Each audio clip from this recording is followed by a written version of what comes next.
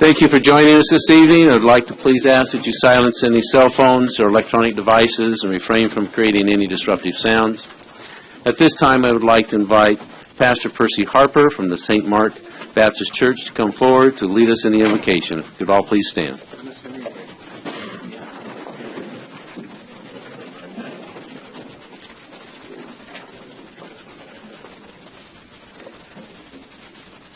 Let us bow. Lord God, we come before you to humbly thank you again for this day that you granted.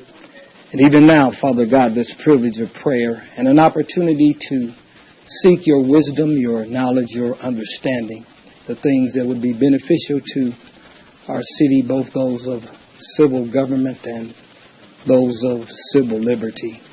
So now grant that your peace would provide and to prevail in this time of deliberation, that all may be done to the glory and honor of you, the benefit and welfare of your people. And then we'll thank you for your guidance. For it's in the name of Jesus Christ our Lord we ask these things. Amen. Amen. Thank you. This time now I will invite Destiny Pino to come forward. She's a fifth grader at Lincoln Elementary School, and she will lead us in the Pledge of Allegiance.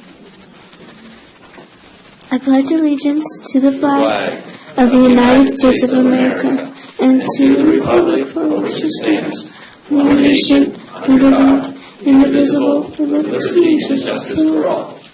Thank you. You may be seated.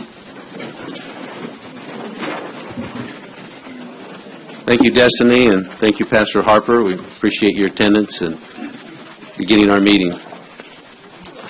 I'd like to ask the City Attorney for a report from closed session. Yes, Mayor, under item A on the closed session agenda, in the case of People versus DPSB Quality Investments, Council gave settlement directive by vote of 7-0. In the case of Tiffany Edmond versus City of San Bernardino, Council gave settlement directive by vote of 6-0 with Henry Nickel absent. In the case of Timothy Matlock versus City, Council gave settlement directive 7-0. In the case of Joseph Munoz versus the City, Council gave settlement directive by vote of 7-0. And lastly, under listed agendized under item C, the City versus Capitalist Masters Group, Council gave settlement directive by vote of 6-1 with Councilman Nickel voting no. Thank you, That's City the Attorney. report. Thank you, Mayor. Thank you. This evening we have one appointment, the appointment of Brenda Bell to be considered to serve on the Parks and Recreation Committee. It's put forward by Councilmember Valdivia. No, Mayor, this was removed from the agenda, and the agenda was updated on Friday at the request of the City Manager's office. Yes. All right, thank you. And I apologize. I thought everyone received the most current agenda. Thank you. Apologize for that. The next item is a presentation by the county. Mayor, members of the council, you can go to the podium, though, Dina. I wanted to just introduce this item because we are so very excited. As you know, Dina is going to the podium. Dina Smith is our CEO. She will be retiring from the county in late November. We're sorry to see her go and wish her well. It's my understanding she's going to go off to a wonderful retirement and probably not think very much at all about us. And I'm going to have her introduce some people, but I wanted to spend just a couple minutes, seconds talking about this. As the council's aware, Amazon was soliciting proposals for a new Amazon headquarters in Northern America, and they requested that cities and states and counties that were interested in being considered submit proposals. This is an exciting opportunity for any community. They were looking for certain things, and as the city staff read the proposal, we realized that our region really has some amazing opportunities for Amazon. The county was having similar discussions, and we recognized that really any proposal that could be put forth by the city of San Bernardino was strengthened by partnering with its county and some of its neighboring communities, because having an Amazon headquarters locate in our community would really not just affect the city of San Bernardino, but would really dramatically affect the region as a whole. So Dina's going to walk through. She had some amazingly talented people. We've got Suya and others, and Dina's going to introduce those people and introduce this project. And we wanted to present it here this evening because I think when you see the presentation and you have the written materials in front of you, really demonstrates that we have a lot to be proud of in San Bernardino and in the county. So Dina, welcome. Thank you, Andrea. What a lovely introduction. So, if I may, I will be ceding the seat of CEO to our current county financial officer, Mr. Gary McBride, effective on November 25th. So his is the face you will be seeing as the CEO for the county. I will be helping Mr. McBride over the next several weeks and will actually retire in March, but we'll see. So when the Amazon solicitation came out, there was a virtual feeding frenzy throughout North America. Every agency, every jurisdiction wanted to put in a proposal to get Amazon to locate there.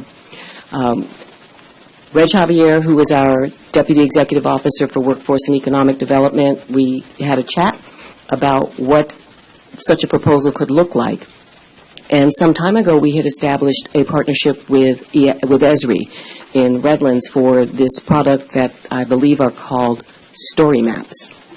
And some months ago, after I think it was the ICSC conference, Shua came and they did a demonstration for me of how these story maps work, how this technology works, to really give people a look at your community that is different from any other look you've ever seen. It was a really, really great presentation, and when they started talking about Amazon, they said, we're going to do this type of a presentation for the Amazon proposal. It will be both a written presentation, which is, I believe, the packet that has been delivered to the council, but in addition to that, there is this dynamic, interactive technology component to it. And our thinking was, would Amazon locate in San Bernardino County? Probably not. Would we give it all we had to try and attract them? Absolutely. And what's the worst that could happen as a result of this? Well, we figured that the worst that could happen was we would shake the narrative about this community in a way that it had not been previously shaped, that we would represent and present San Bernardino, both the city and the county, in a way that folks were not used to seeing, and that this would become the new message about this community and its potential. So with that in mind, staff set to work, and jurisdictions in the county who were interested in having sites within their jurisdictions considered, if they were interested in working with us, we folded those proposals in, and we essentially submitted a single proposal that represented the individual jurisdictional proposals, enveloped, if you will, by all of the strength and vitality of San Bernardino County, and placing those individual jurisdictions within that broader regional context. And so with that, I think I will bring up Shua and Richard, and they will walk you through. Thank you for your time.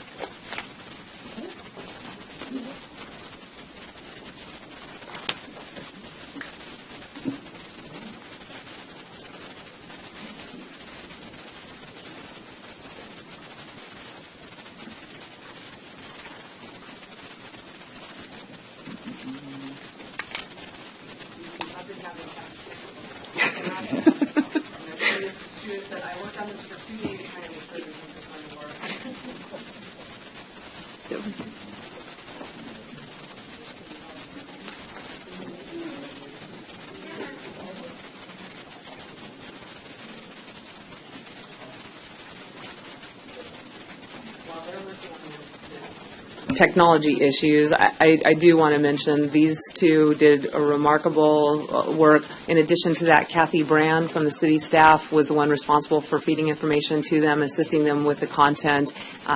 they did practice this proposal multiple times before coming here. So again, The partnering cities in the proposal we ended up having 3 sites in the proposal, 2 from the City of Ontario and 1 from the City of San Bernardino. The cities did all of the work that was related to assembling the sites, and then gave that information to us to be folded in. Are we good? Yes. Okay. So good evening, Mayor and City Council members. We are excited and proud to be here today to present to you Select San Bernardino County, the county's collaborative and immersive response to Amazon's second headquarters. It was important for us to tell our story not just as a county, but as an incredible community whose assets, exceptional quality of life, diversity, culture, and opportunity are felt and experienced by residents and workers alike. We started our story, you'll see shortly, highlighting some of the competitive advantages here in the region, such as a population that is slated to double in nearly 30 years, access to 6.5 million workers, and a population that is younger than California and the national average. You will also see several videos of the proposed sites and testimonials from Forbes magazine and Esri, citing reasons as to why we are a highly sought-after location by many businesses, including Fortune 500s and thriving startups. So let's go ahead and take a look at some of the videos here.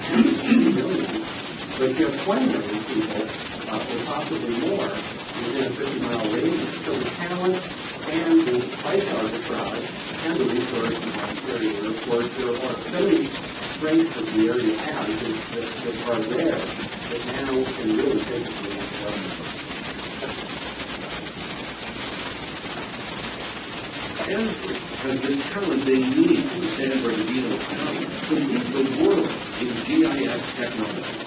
There's strong universities here, the leading medical center in Southern California is here. There's a young generation of people that are entrepreneurial, that are turning on. So I have a good feeling about this.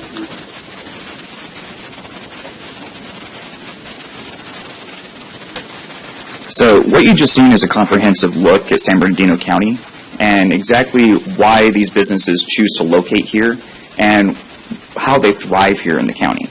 And coming up right now, what you're going to get to see are the 3 sites that have been proposed to Amazon. So 2 of these sites, as Dina has mentioned, are from the City of Ontario, and then 1 right here from City of San Bernardino. And the first look that we're going to get is at Ontario, and then we're going to transition into San Bernardino.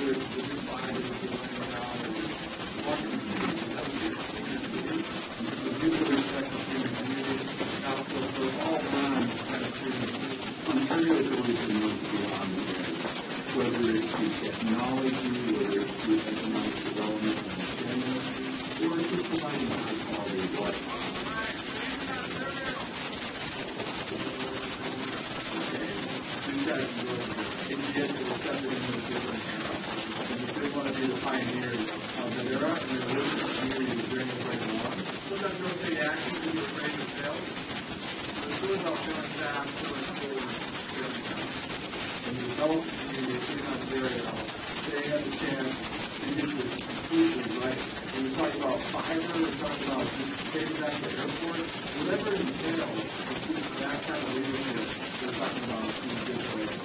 We just came here to today and saw this event because that city is different. The City of Ontario is different in their way, and it's not even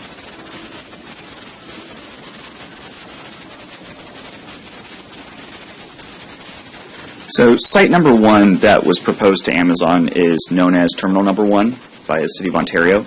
This is a 115-acre site. This site is located adjacent to the Ontario International Airport. And this meets the Amazon's request for every site being proposed to have a 100-acre baseline. If you see down in the bottom left corner, there's an immersive video that if you have time you can click on that, and it'll show you a video rendering of what the proposed site could look like.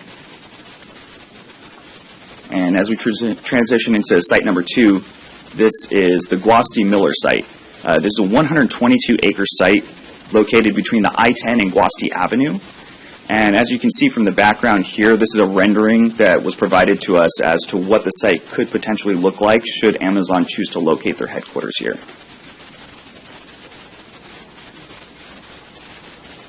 So for the introduction to the City of San Bernardino, we really wanted to align our efforts with messaging provided to us by city staff. So I want to take a moment to read the introduction. If Amazon wants to make a truly remarkable impact on a community that is rich in history, iconic to Americana, and now has the opportunity to transform a community into a magnet region, the City of San Bernardino should be considered a very strong candidate. Although this is short, it sends a powerful and inspirational message to Amazon, providing them with the opportunity to truly change the face of a community. So Amazon will benefit from many of the assets here in the city, including the new transit center that opened in 2015, further connecting the city to the region,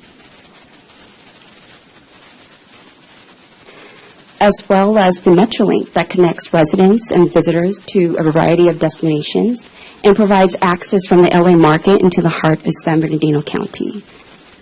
We also have an immersive Metrolink video that you can review at a later time at the bottom right-hand corner.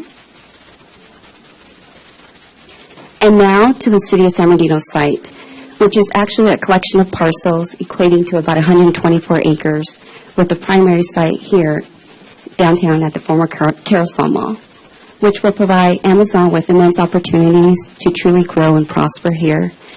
And the image that you see in the back is actually the reimagination of what the site could potentially be transformed into.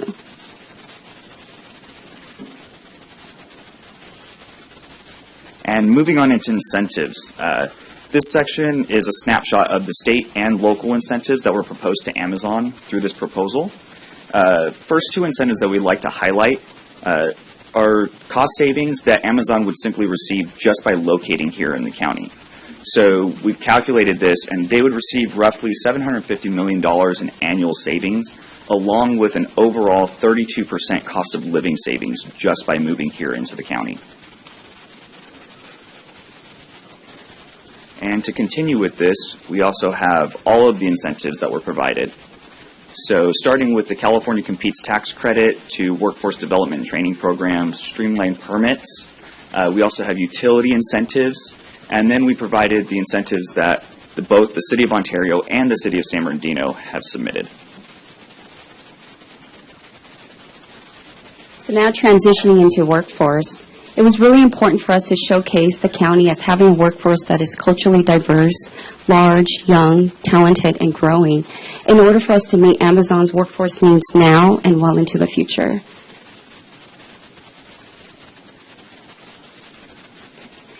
So with that in mind, we have an immersive map, which is a representation of the population density of the Southern California market, with San Bernardino County emerging as a location of great potential because we sure have plenty of room to grow still. We have all the benefits of the Southern California marketplace converge into one strategic location. And given our proximity to the LA and Orange County markets, we benefit from one of the largest talent pools here in Southern California. Within a 60-mile driving distance, there are more than 16 million residents. We also have access to a robust labor shed of 6.5 million workers. And more importantly, there are 34,000 software development engineers already here in the region, which is one of the specific talent criteria that Amazon is looking for, and that's something that we can certainly fulfill. Also, the following video you'll see is a testament from Jack Dangerman of Esri, basically echoing our ability to attract and retain world-class talent. Edison founder Jack Danger known firsthand that entrepreneurs thrive in San Bernardino County. We're a special place to work for students and managers, sort of like 20 London to work here. And so some of the people that are here are some of us in South Bernardino certainly have huge experience of consulting, not just in the field, but in something. So we also brought to Amazon's attention that in the last 3 years alone, we produced nearly 120,000 relevant degrees. And those degrees are in information technology, science, mathematics, engineering, just to name a few. We are also expecting to graduate or produce another 40,000 relevant degrees on an annual basis, further strengthening our talented pipeline. Which brings us to Amazon University. So Amazon University, this is a concept that we believe distinguishes our proposal from all of the rest of the proposals. What we've done here is we've had a collaborative effort in which we partner with Cal State University of San Bernardino, the University of Redlands, and potentially collaborating with the K-12 system and surrounding universities. In order to create this type of virtual university for Amazon, what this will potentially be able to do is provide a talent pipeline for all of their current needs and their future needs should they choose to locate here.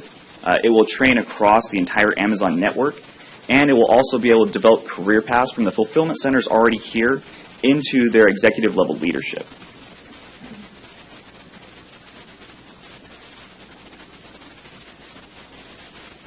So being that millennials are the workforce of tomorrow and will make up the majority of the future workforce, we thought it was also important to showcase Amazon that we do have a growing millennial population and to showcase that talent pipeline. So recently, in a Time Magazine article, our region was ranked #1 for millennial growth, outpacing major markets including Los Angeles, San Diego, and Austin, Texas, to name a few.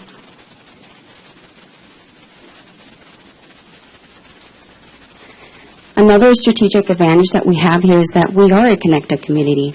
We have 536 miles of commuter rail network and 9,000 regional bus route miles.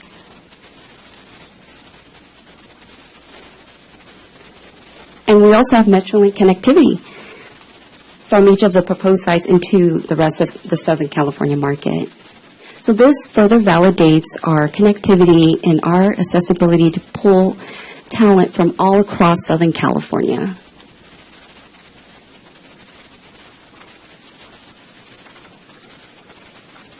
And we touched on cost savings a little bit earlier, but we wanted to bring it back up because we wanted to highlight one of our major savings factor for Amazon. So not only will they be able to save by simply locating their headquarters here, but their employees will also be able to receive a cost savings by residing here within the county.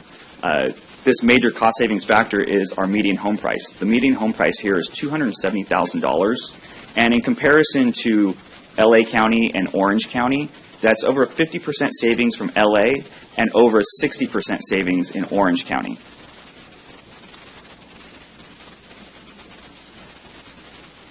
Speaking of housing, we have strong housing activity here. We have over 90,000 housing lots that's currently in the pipeline that provides not only affordable but quality housing options where residents can truly live, work, and play. And continuing with the live, work, and play, we don't want to just be known for great sites, great transportation, great housing. we also want to be known for our recreational amenities. So San Bernardino County is strategically located in Southern California, where we like to say you can essentially start your day with your toes in the sand at the beach and then end your night by a campfire, whether you're in the mountains or in the desert out here. So what we wanted to do was highlight all these things that these Amazon employees, should they reside here, be able to do on the weekend. So what they can do as soon as they get off of work on Friday and all the way until the weekend ends on Sunday. So we have an immersive video to play for you.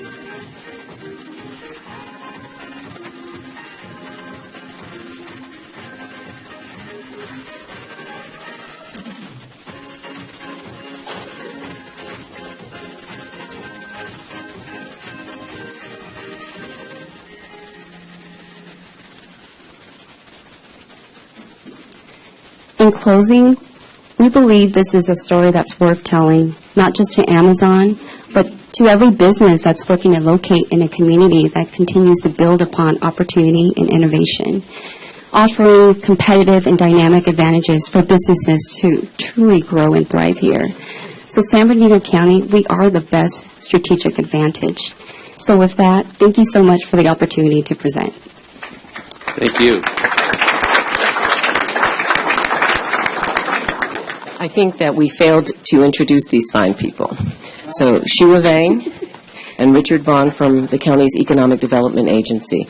I'd like to thank them and their colleagues and the partnership. I thank the city for allowing us to partner with you and present this county in a way that we believe it deserves, and really start to show our face in a different light to the businesses and the community at large. Thank you so much. Thank you. We may have a couple of questions for you from the council. The application, I believe, the process that you really put it together in lightning speed. I think within a month you came together. And I think it was less than a month. Less than a month. So you've done a phenomenal job of really portraying the county and the city's options that I think will really benefit us in this effort. And you indicated there's over 230 cities throughout the United States that have applied for this. That's what was announced. And the selection, do you know what that process will look like?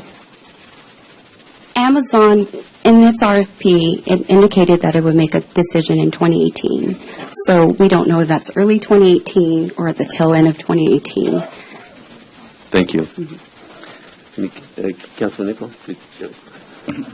Well, just some comments. I think that the presentation, I think, is a great template for not just the city, but I think the region. I think we really have to think of economic development, having been to other parts of the country. For it to be truly effective, it has to be in the context of regional cooperation. And so I think that was something that I saw in this presentation that I think is something that I hope we continue as we move forward as a city, to really think of ourselves as a partner within our region, that we have tremendous assets in our city, but we also have tremendous assets as a region. Just thinking of what is within an hour's drive of where we sit tonight is phenomenal. There are very few places, not just in the country, but in the world, that have all the advantages and assets that we have sitting right here tonight within 60 minutes of this place. So I think that's a good context for us as a city that's now moving forward to remember. And so I would hope that as we start looking at opportunities to cooperate regionally with our partners, that we remember both the advantages that we bring, but also the advantages that we together are able to leverage for the benefit of our residents and the entire community that we represent, region that we represent. So good job, and I hope to see you again, and I hope to hear great news about the final announcement from Amazon. Thank you. Absolutely. Thank you. Thank you very much. Next presentation is by Eric Fivey regarding the earthquake presentation.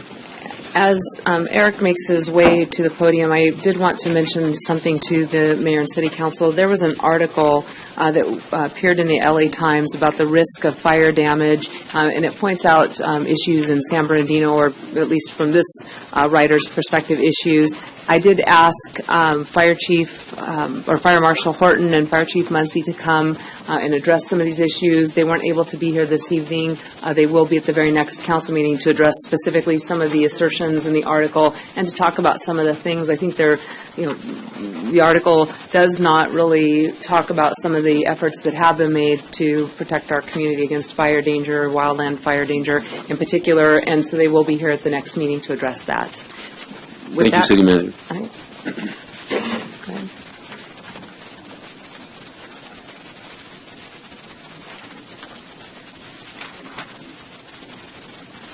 Hello, for people who don't know me, my name is Eric Fivey. I'm a sergeant with San Bernardino Police Department. I'm just going to run through very quickly, and we're really here tonight to talk about mitigation efforts that'll be presented immediately after this. I just wanted to bring everybody up to speed on what we're doing as a department and as a city and a collaborative effort with fire to bring us up to prepare for the next disasters. So I'm going to run through this quickly.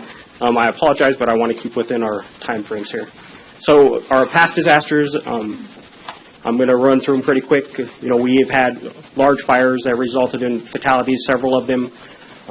We've had train derailments from Duffy Street.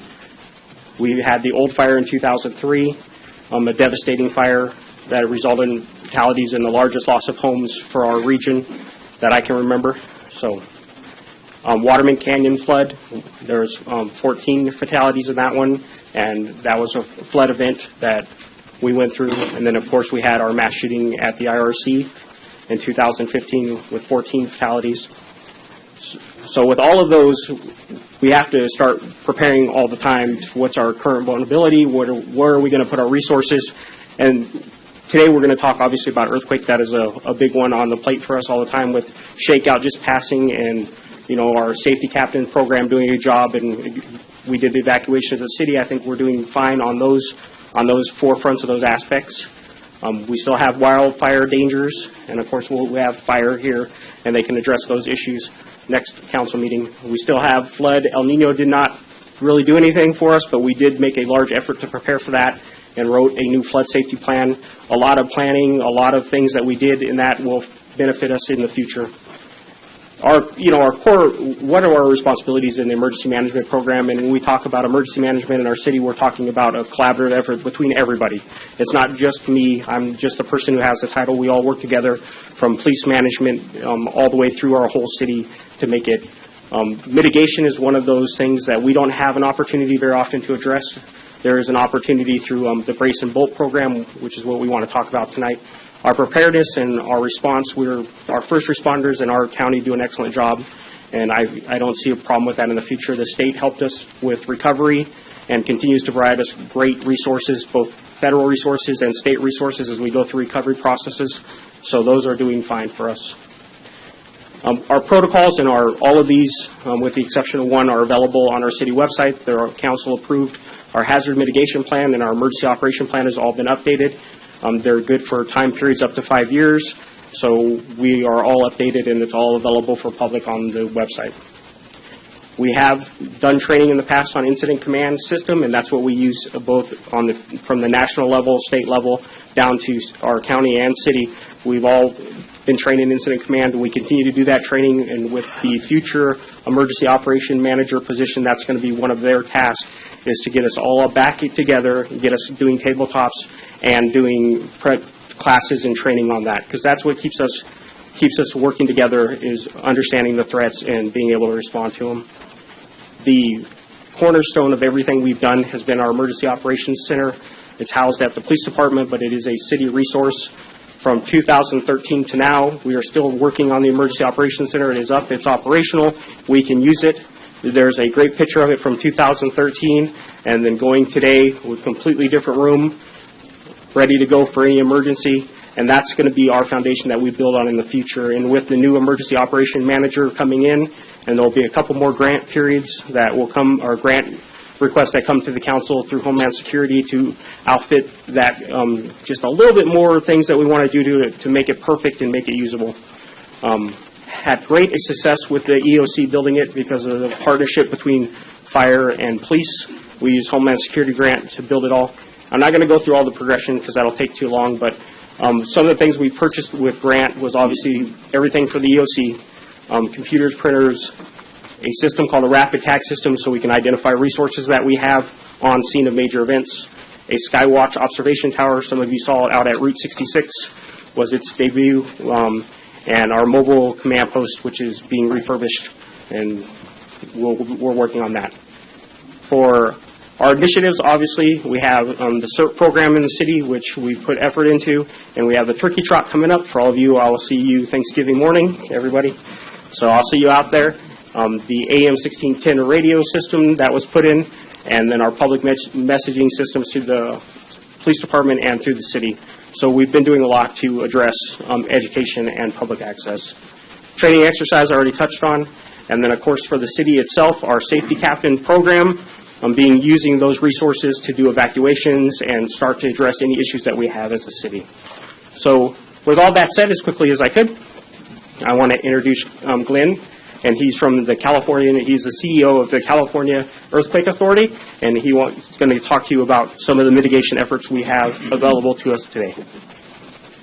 Any questions before I leave? Any questions for Council? Councilman Nichol? I did get some questions, and I'm glad you brought up CERT. I know that we have the trailers that are available for response purposes, and I know that we're getting those trailers repainted. There were some questions about deploying those trailers and making sure that they're available if and when there's an emergency in different areas of the city. What's the status of that? Are we making some progress toward redeploying those trailers out in the community? We absolutely are. The fundraising from Turkey Trot is going to repaint and we have one trailer that was repainted and redecaled. We're going to paint the rest of them. We have all of our equipment ready for inventory, and then we'll put them out probably at the fire stations. Once again, that's where they originally were set up, at fire stations, so they are available for the whole community. Thank you. Glenn? Thank you. Mayor Davis, council members, Glenn Pomeroy, California Earthquake Authority, thank you for the opportunity to come before you. You've got materials in front of you that we trimmed down dramatically before the meeting started, so I took out a bunch of slides in the interest of time. But let me offer at the outset that if any of you ever want more information about earthquake insurance in California or some mitigation programs that we have for you or the groups you participate in or any members of the public, just let us know. We're happy to come by and spend more time talking about this important issue. Very briefly, we all know California's earthquake country. We own 2/3 of the nation's earthquake risk in this beautiful state, and a lot of it's right here. We are moving around the state now like never before, talking about 5 things that we want Californians to be aware of about earthquake insurance. First of all, the risk is real. The scientists say there is a 99.3% chance of a 6.7 earthquake or greater occurring sometime in the next 30 years. 6.7 was the size of the Northridge earthquake back in 1994. Well, it's going to happen again somewhere. We don't know exactly where or exactly when, but we do know we need to be ready for it. There's actually a 75% chance of a 7.0 earthquake occurring sometime in that same span of time, and 7.0 is 3 times stronger than Northridge. Certainly here in this area, there's plenty of exposure to a fault system. The mother of all faults is San Andreas, which runs just outside of town, the San Jacinto faults, and that have produced these earthquakes that you see here in the past. Those faults haven't gone away, and there will come a day when they'll rupture again. No one needs to live in fear, but everyone should just be prepared, and we're all working together to try to make sure that we increase our level of preparedness. so that we don't have more homes that wind up looking like this, homes that were destroyed during the Northridge earthquake back in '94. So the risk is real, but so too is the benefit of earthquake insurance now. There are some myths that we need to help people get over. The myth that the government will bail them out if a disaster is big enough. Surely the federal government will come in and make everybody great again. There is government assistance. It does become available. FEMA, however, provides grants, but that are limited. The maximum FEMA grant is $32,000. The average FEMA grant is $6,000. That doesn't rebuild a home. Maybe someone can qualify for a government loan, but that's just more debt that needs to be repaid. Other people think that earthquake insurance is covered in their homeowner's policy, but it's specifically excluded in California. You need a separate earthquake insurance policy in order to be protected for that. So most people don't buy because they think it costs too much or the coverage isn't valuable enough. But we worked hard to change that over the last 20 years, especially beginning last year with some big new changes that we want to just discuss briefly. All from the perspective of the CEA, which is a not-for-profit earthquake insurance company. Born in the ashes of Northridge. After Northridge, for-profit companies, for the most part, didn't want to offer earthquake insurance anymore. So the state formed this thing called the California Earthquake Authority after the massive amount of damage that Northridge caused. The CEA works basically as an umbrella organization. These companies that you see before you are members of the CEA. These agents sell our policy, but when they sell it, they're selling a policy that we set the rates for. And we're a not-for-profit organization governed by the governor, the insurance commissioner, state treasurer. That's our board. So we have a public board, and that's because we have a public purpose. And we're not a state agency. We're entirely privately financed from the policyholders who pay us premium, now close to $1 million, with a public mission, all from the standpoint of being a not-for-profit provider. So briefly, in summary, let me just say what we've done over time to bring a value proposition to you and your constituents. While reconstruction costs have gone up 178% over the past 20 years, we have found ways to lower our rates over 50% over that same period of time. So earthquake insurance is much more affordable now than it was 15, 20 years ago. We've also greatly improved the value of the policy. We were formed just to offer bare-bone minimum coverages that didn't really help all that much. But because we have this public purpose, we have now dramatically increased our coverage options, more personal property coverage, more coverage if you have to live elsewhere and have your costs, incur costs because you can't live in your home. Now you can get significant coverage for those unexpected costs. And more benefits that have been increased that I'm not going to take time to detail today, but let me summarize by saying Californians are now in the driver's seat to choose the kind of coverage that meets their needs and budget. If they just go to our website, earthquakeauthority.com, they tell us what their home is and what their address is and how much insurance coverage they want to buy. They can see how much a policy will cost them by just clicking in the button that says Get an Estimate.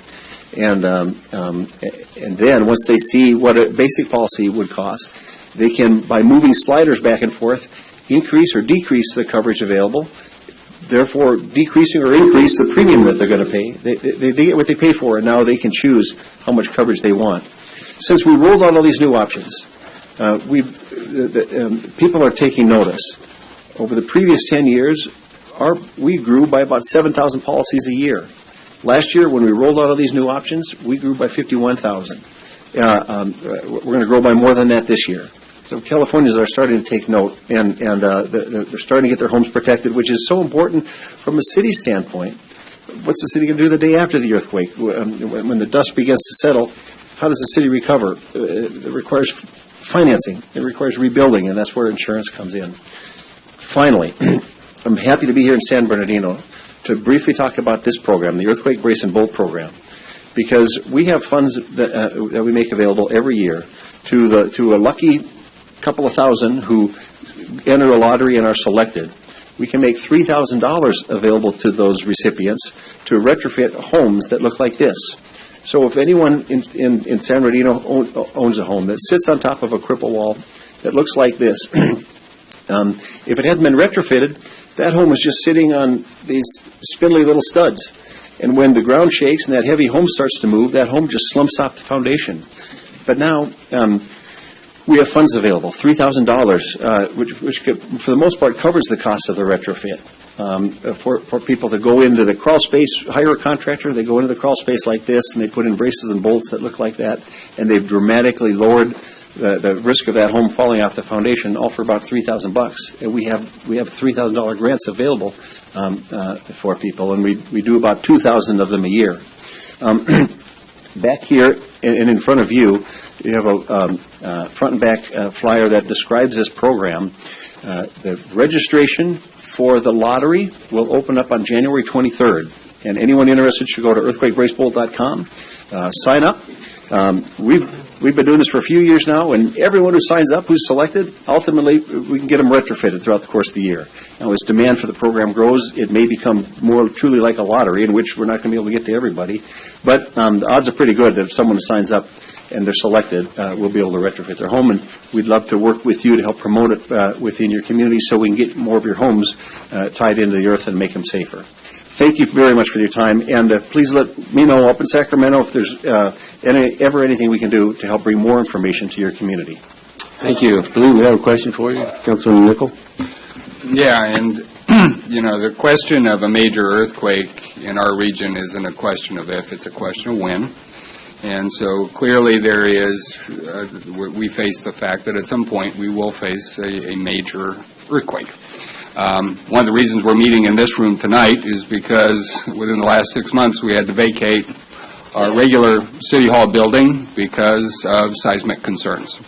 And we will now have to figure out what we do with that building. Additionally, much of our downtown is unreinforced masonry. These are buildings that are constructed primarily of concrete, of brick, and are at risk of coming down in the event of a major quake. And I would just ask what resources are available to us as a city, both in terms of our City Hall, in terms of some of these historic buildings downtown that are in need of retrofit. What can we do as a council to assist both those property owners, and what can we as a council do to seek assistance to mitigate the risk that we have for our city-owned structures? I wish I had a better answer for you, or a better informed answer. To be honest, our focus is on homes, and so that's what I know. And I can tell you what we can do to provide financial assistance for homeowners.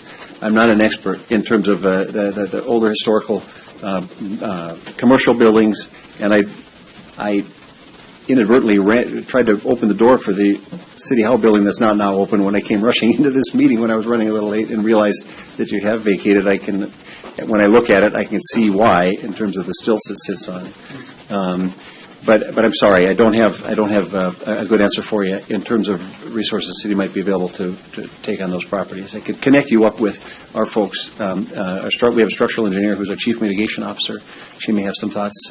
Yeah, I think I would like to exhaust opportunities to work with our partners at the state level and ideally at the federal level to identify what, if any, resources might be available to help both the city and those property owners that have these historic downtown structures to mitigate that issue. It's an important problem that has to be tackled, and you're not alone. Other communities throughout the state face the same problem. All right. Thank you for your presentation. Thank you very much. Thank you very much. Appreciate that informative presentation and taking the time to share that information with the council and our community. And Mr. Mayor, we are in the process of trying to evaluate potential opportunities for our business owners and the City Hall. As the council is aware, we've been looking for grant opportunities to address that, but also things that could assist some of our business owners. Yeah. Thank you, City Manager. Next presentation will be by Fred Charette. We invite Councilman Charette to the podium. And Mayor, just as a brief comment, number 4 has been pulled. Certificate of recognition for the 70th wedding anniversary of Raymond and Jessie Guajardo has been pulled tonight. Thank you.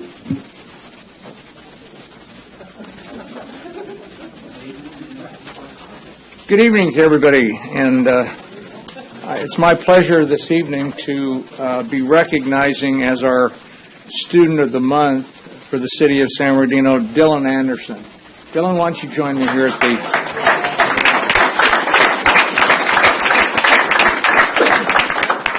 As usual, I have a little bio about Dylan, and I'd like to give you that information. Dylan Anderson was born in Loma Linda, and during his early years, he attended schools in the Redlands School District.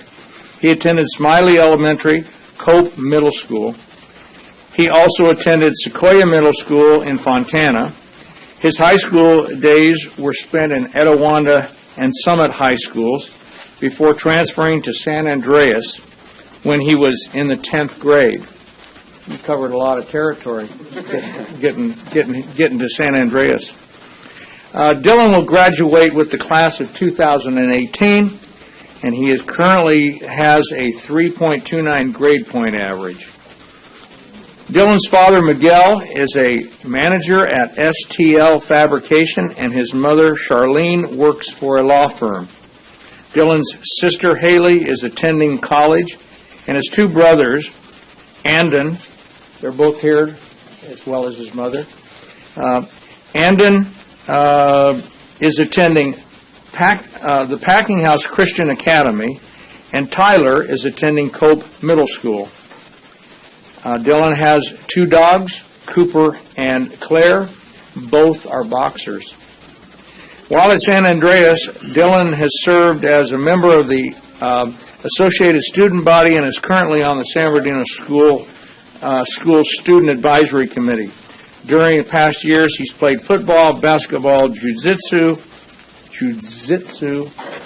and soccer. He also works at Jersey Mike's Sandwich Shop. Have you served, Dylan? Has Dylan served you, John? You better go down there. Dylan's favorite class at San Andreas is the Radio and Electronics Pathway. Dylan was one of the presenters in the Growing Hope presentation that was recently held in Riverside. Dylan plans to pursue a career in the U.S. Navy, and Dylan's message to all students throughout school district is, when you're about to quit, remember why you started. So I'm pleased to present Dylan Anderson as our Student of the Month, and congratulations, sir. I have a certificate for you and would allow you to say a word or two if you'd like to, and I think we have some people from the Assembly office and the Senator's office as well to make a presentation. Thank you. I would like to take this time to thank Councilmember Fred Charette, Mayor Davis, San Andreas High School, my mom and dad, because of all those people, I'm getting this award today. I would also like to thank Mrs. Blackburn and Miss Gutierrez, two of the best teachers at San Andreas High School. Thank you. And as usual, I have to recognize Margaret Hill, Dr. Margaret Hill, for providing us with these outstanding students from our San Bernardino City Unified School District. So with that, here's your presentation. City of San Bernardino Student of the Month commendation, Dylan Anderson, San Andreas High School, in recognition of outstanding student leadership and commitment to excellence, presented this 15th day of November, 2017. I want a picture?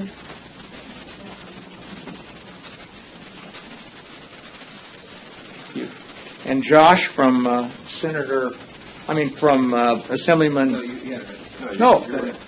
Senator. I have Cameron down first. I said Josh, but I meant Cameron. Cameron from Assemblyman Steinhart's office. Thanks, Fred. We just wanted to say congratulations, Dylan, on this honor. We can't say too much other than keep it going. You've been around a lot. We hope you stay in San Bernardino for a long time. And just let us be proud of you. Keep rising, all right? Thank you. And now Josh from Senator Morell's office. Thank you, Mayor, Common Council, for giving me this opportunity to speak and present this certificate. So, Dylan, you've done a lot. When I was your age, I wasn't doing half the things you did. So, I mean, I'm still not doing that. So as long as you keep working hard and you keep doing good, life will be good to you. And I'm very happy to present this certificate of recognition on behalf of Senator Mike Morrell.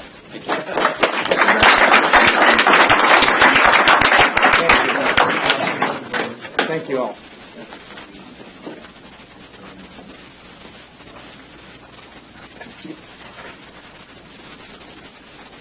Thank you. Congratulations. Thank you so much. Thanks, guys. Thank you, Councilmember Charette. Next, we'll invite Councilmember Nichol to come forward to the podium. Presentation to recognize Citizens of the Month. Councilman Nichol. I would like to ask Ms. Carrie Silva, Elva Silva, Mr. Robert Harris, Ms. Mara Jeanette Payne, and Ms. Beatrice Sepulveda, if you would please join me at the podium. Cal State University really serves as one of our great assets in our city.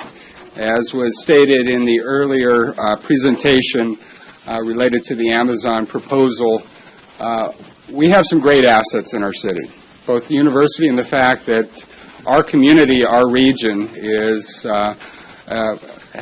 seen significant growth in millennial population over the last decade or so.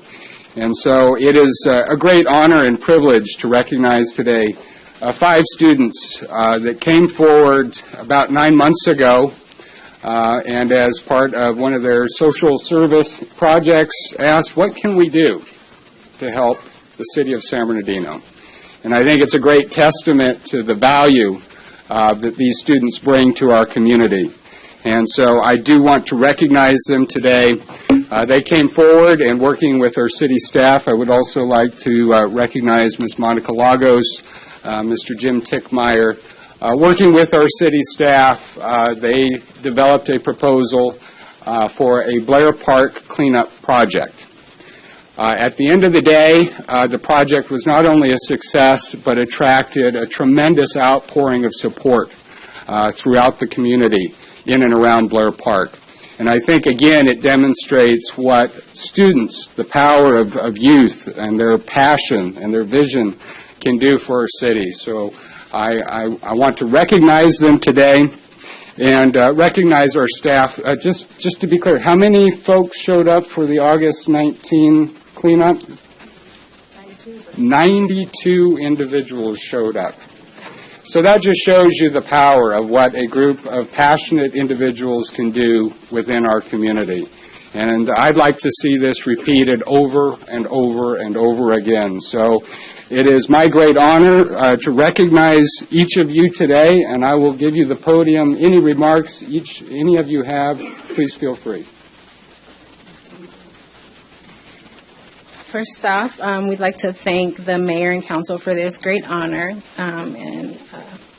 Our project wouldn't have been possible without the support of Councilman Henry Nichol, Manager of Communications Monica Lagos, Parks and Rec Jim Tickmeyer and Sean McClintock, and the Blair Park Neighborhood Association, and all the volunteers and community members that came out and helped.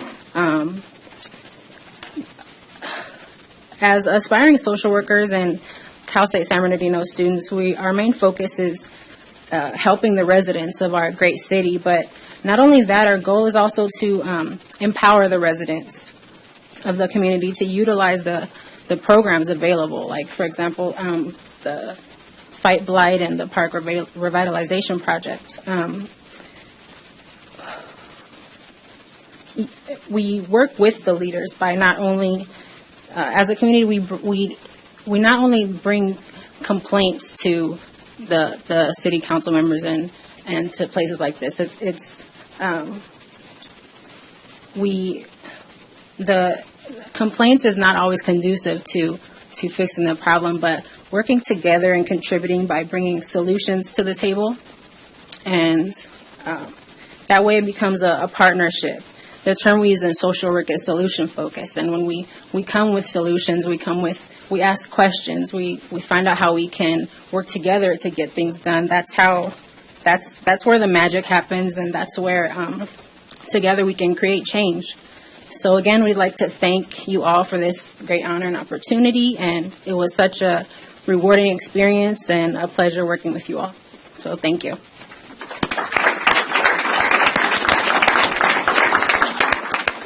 Anybody else? Okay. All right. Well, then I'll go ahead and hand these out. Ms. Carrie Silva. There you go. Congratulations. Ms. Elva Silva. There you go. Ms. Robert Harris. Ms. Mara Jeanette Payne. And Ms. Beatrice Sepulveda. Congratulations and thanks to all of you.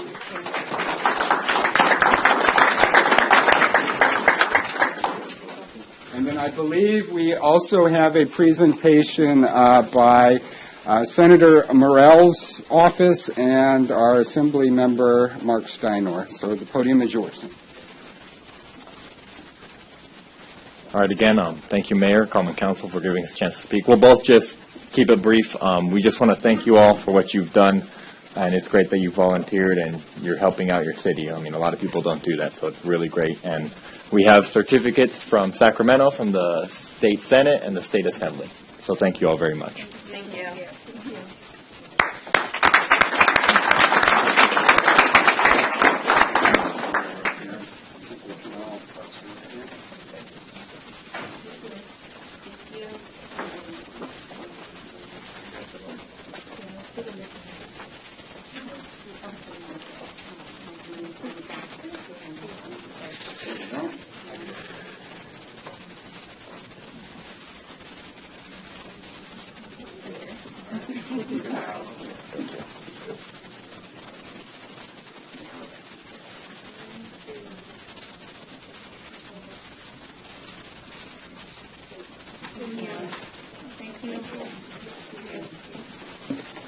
Thank you, Councilmember Nickel. We appreciate the great efforts that our volunteers put into making San Bernardino beautified. So thank you very much, and thank you for the good example.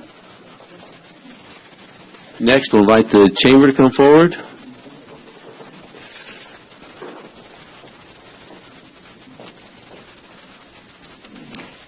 Good evening. I'm Leslie Stevens, Director of Sales and Marketing for the Residence Inn here in San Bernardino, and also a board member for the San Bernardino Area Chamber of Commerce. I'm here with the up-and-coming events for the community for the next 2 weeks. But first of all, I am so excited about the possibility of Amazon. They already represent a huge, significant part of our large community, and there are about 3 months out of the year where almost every single hotel is filled with Amazon employees coming out here, because we have several training centers out here and fulfillment centers, and it just represents a huge to our economy, and that's great.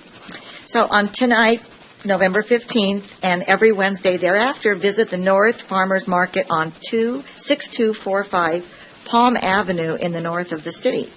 On Saturday, November 18th, at the Humane Society's Santa Paws Pet Photos Holiday Boutique takes place at their building on 374 West Orange Show Road, beginning at 9 a.m.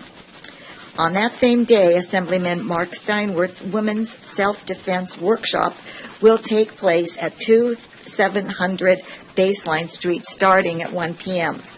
The Chamber's business after hours will be hosted by the CPA firm Lucia and Company at their offices on 1887 Business Center Drive, Suite 4 in the Hospitality Lane area, beginning at 5 p.m.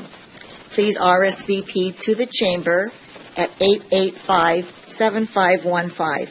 And on behalf of the Board of Directors and staff at the Chamber of Commerce, we wish you all a very happy and fulfilling holiday season.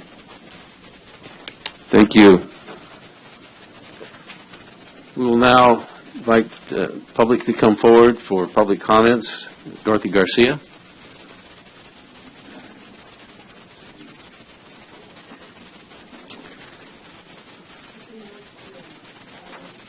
I'm going It's to be item number talking 21. about item 21. Thank you. Mayor and council members, thank you for listening to me tonight. I'm speaking on item 21, and I understand, may not agree with, but I understand the rationale of repealing the 1989 ordinance, which created a special fund for cultural development fee, and changing the word fee to tax. However, I want to point out some concerns about the wording of the recommended ordinance. In lines 12 to 15 of the proposed new ordinance, which is not really all that new, it goes back to the 1986 version. The funds derived from this tax shall be placed in the general fund with identification as to the source so that the mayor and city council may consider appropriate expenditures in its annual budget for allocation to cultural development activities in the city. Most of you current council members have shown your support for the Fine Arts Commission and its activities, and in our request for funds to carry out our education activities in the city. And I think you'll continue to do so, because you understand the importance of strong arts experiences and activities. But there may be people on future councils who don't have that attitude and who are not supportive. And we need to look at this ordinance from that point of view. The next sentence worries me. Or for such other uses as the mayor and city council may direct. This sounds to me like a wide open invitation to use this money, which is titled Cultural Development Tax, for items not related to the arts and cultural activities of the city. That fund at this time has over $3 million in it. It would seem to me that developers who are being required to pay the tax, thinking that it will be used to further the arts and cultural activities in the city, which we know also promote economic development, that those developers would question that statement about such other uses. I would suggest striking that clause in lines 14 and 15.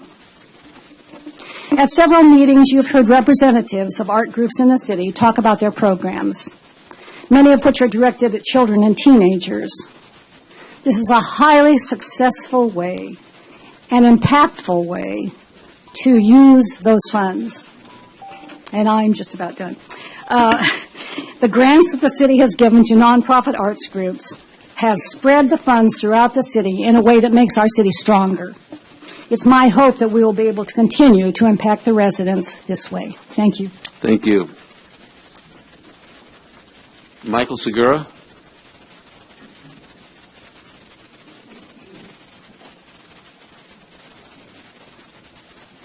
Raul? John? That's me, sir. Thank you. Thank you. I wanted to ask you something. I saw something when I was at the code enforcement next door on number 23 about some development code updates. I've been here 15 years. I own a home on 29th Street. And after 15 years, I got approached by the code enforcement that I've got to knock down half of my buildings because of something that was done in 1943 when the house was built. I worked 15 years very hard to put my home together, and now they want me to knock it down. I don't think that's fair. I went to an appeal. They told me this was the first year, starting January 7th, where the state will interfere and have something to say on my behalf instead of just me going along with a $1,000 a day fine that I don't have. It's a bad situation. I think the codes need to be looked over, implemented new something. I wasn't even born when these things were made. So something is dead wrong. And the second point, when I complain about something, I came to code enforcement about basketball courts in the middle of the street that I almost hit 4 times on the way to my wife's because there's about 7 of them in a five blocks. I almost hit it with my motorcycle because they're out in the middle of the street with no reflectors. I almost ran 2 kids over around the corner from my house because they're playing basketball in the middle of the street at 8 o'clock at night. I can't see them with their black hoodies on. And when I told the policeman, you got to do something, he says, it's not our department, go to planning. Planning said, go to code enforcement. Code enforcement said, go to parking violations or the parking department. Everybody just passes the buck. And I almost got hit. I mean, I almost ran into these things. I almost hit that kid. You know what the policeman told me when I flagged him down and I said, well, be more careful going around the corner. That's sad. I'm a citizen. I pay my taxes. I volunteer at the church, at Calvary Chapel over at the barn. I'm a security guy. But these things can't go on like this.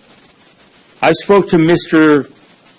Barrios before at one of the meetings we had. I stopped going. You know what we were talking about? Gophers in the yard. That doesn't seem as important as kids getting run over. And when I complain, they just pass the buck. And they tell me nothing can be done. I had a little kitten run under my car last year. And 4 pit bulls tore him apart limb by limb. I was going to blast the damn dogs with my gun, and they said, no, don't even think about it. They destroyed the poor little cat in pieces. This is the kind of stuff going on in my neighborhood. I don't know where you guys live. Today I came to get a permit to pour concrete so I can park in my driveway, so I can have more parking. I can't even go down my street one way without pulling over to let the other car by because the streets are so narrow. Well, your time's expired. We appreciate the problem that you're facing. Our Community Development Director, I think, will try to assist you with that issue. Well, he'll provide you some information. Thank you.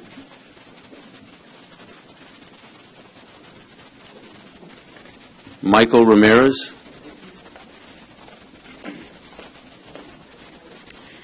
Good evening, Mayor, council members. I'm here on item 24, and I'm not asking for any particular action by your body politic, but I'm here just to let you know that there's an option on the table. I represent a development group that's been developing in Southern California for over 35 years. We met with staff today and were advised that on a number of parcels that we're looking to possibly work with the city on developing. But on this one particular was the fact that I guess there's an existing development agreement that's up for extension at this point. And I think it's been ongoing since 2005. So for 13 years, the city's been waiting for something to happen at that site. I'm hoping that, just to let you know that there's an option. There's a group that develops housing, mixed-use projects, commercial office, commercial retail. They have active projects in Rialto, Fontana, Corona, Moreno Valley, Temecula. We're hoping that whatever decisions made today, that you take into account that there's another group that would like to sit with your staff and yourselves at some given point in time and let you see what we believe we would be able to do. As a master franchisor, if they begin development on the commercial portion, they wouldn't be looking for tenancies because they already have the franchise rights to bring these national name brand type of companies to those sites. So again, thank you for your time. I just want to let you know that there's an option on the table. Hopefully you'll give us an opportunity to sit down with your staff and take a look at what we're proposing for that site. Thank you. And Mr. Mayor, Kathy Brand will give her card to the gentleman, and we'll reach out and have a follow-up conversation. I know we met with some of the staff members, it sounds like today, or recently. We'll have a follow-up conversation with them, specifically our economic development staff. Thank you. Thank you. Sandra Ibarra.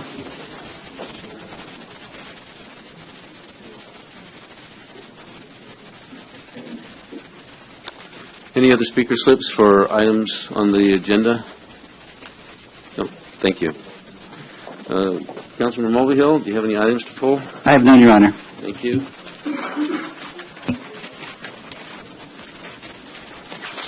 Councilmember Richard? I have none. Thank you. Councilmember Nickel? I have none. Thank you. Councilmember Charette? No, sir. Councilmember Barrios? No, sir. Thank you. Councilmember Marquez? I do. I have one. But, sorry. Sorry. I second that. Which item do you want to? I'm sorry, Mayor. It's number 12. Thank you. You got any to pull, John? Move the balance. Have a motion? Second? Yes, and number 12 is We need establish. to vote. Oh, Let's first? vote on these Oh, I items. thought we did.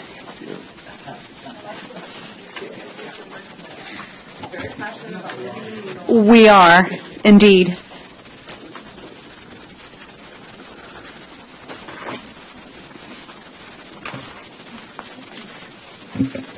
The motion to approve the consent calendar minus item 12 was made by Mr. Charette, and it was seconded by Mr. Mulvihill, and the vote is 7-0. Thank you. Item number 12 is to adopt a resolution of the mayor and city council of the city of San Bernardino establishing the classification, approving the job description for cemetery caretaker. Councilmember Marquez? Thank you, Mayor. First and foremost, I wholeheartedly approve and support this item.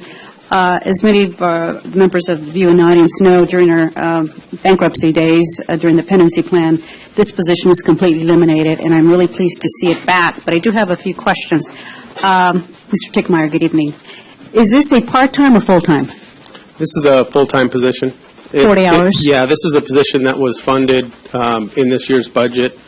So bringing the position back, Helen and the HR crew, along with Rebecca Kramer, had to reestablish the position, reach out and do some studies regarding the pay scale in comparison with the surrounding local agencies that actually have cemeteries and support this position in their budget. So they did comparative studies and established the pay grade that this type of position should get, and gave us a pay grade that's competitive, so we can draw in qualified employees and qualified applicants. Right. I know that the city of San Bernardino is probably one of a handful of cities that has a cemetery. There's not many left out there. but there are a few. No. So we're unique in that sense. Just wanted to let the public know that this position will be assigned to the cemetery. I do get calls on a regular basis from loved ones who have their loved ones there, and I know if my mom would be there, I'd be calling my council person and say, the graffiti's there, the grass is brown, that sort of thing. The watering schedule, what's the watering schedule for the cemetery? The watering schedule for the cemetery is 3 days a week. 3 days a week total for the entire property. So what we do is we work, because of the system that's there, it's a quick coupler system. So there are times when we aren't able to water the entire cemetery in a single day. So they'll split that up into 2 days, and so the cemetery gets watered 3 times per week in total, but sometimes it takes 4 or 5 days to do that, depending on the amount of time that they have to leave the sprinklers in the quick couplers. So it'll be fully watered 3 times per week. So when residents call in and say that we're watering on off-watering days, the water department is aware of our inability to water completely in the time frame that's allotted in 1 day, and allows us to go outside of those particular days so that we can water the entire property. Very good. Ms. Tran, good evening. I have a question for you. When will we start accepting applications for this full-time position? Well, as soon as this is approved, Rebecca will be able to... Like tomorrow morning, we can start recruiting? We open recruitments every Monday, so I think we'll work with Rebecca to open it as soon as possible, probably next Monday or the next few weeks. Okay, if there are any other questions, I'd like to move this item. Thank you both. Thank you. No further discussions. Please cast your votes. On item 12, the motion to approve is made by Ms. Marquez, the second by Mr. Valdivia, and the item passes 7-0. Thank you. Next is item number 21. This is to introduce the first reading and ordinance of the mayor and city council of the city of San Bernardino repealing ordinance number MC 650 and amending Chapter 15.57 of the Municipal Code related to cultural development construction fee.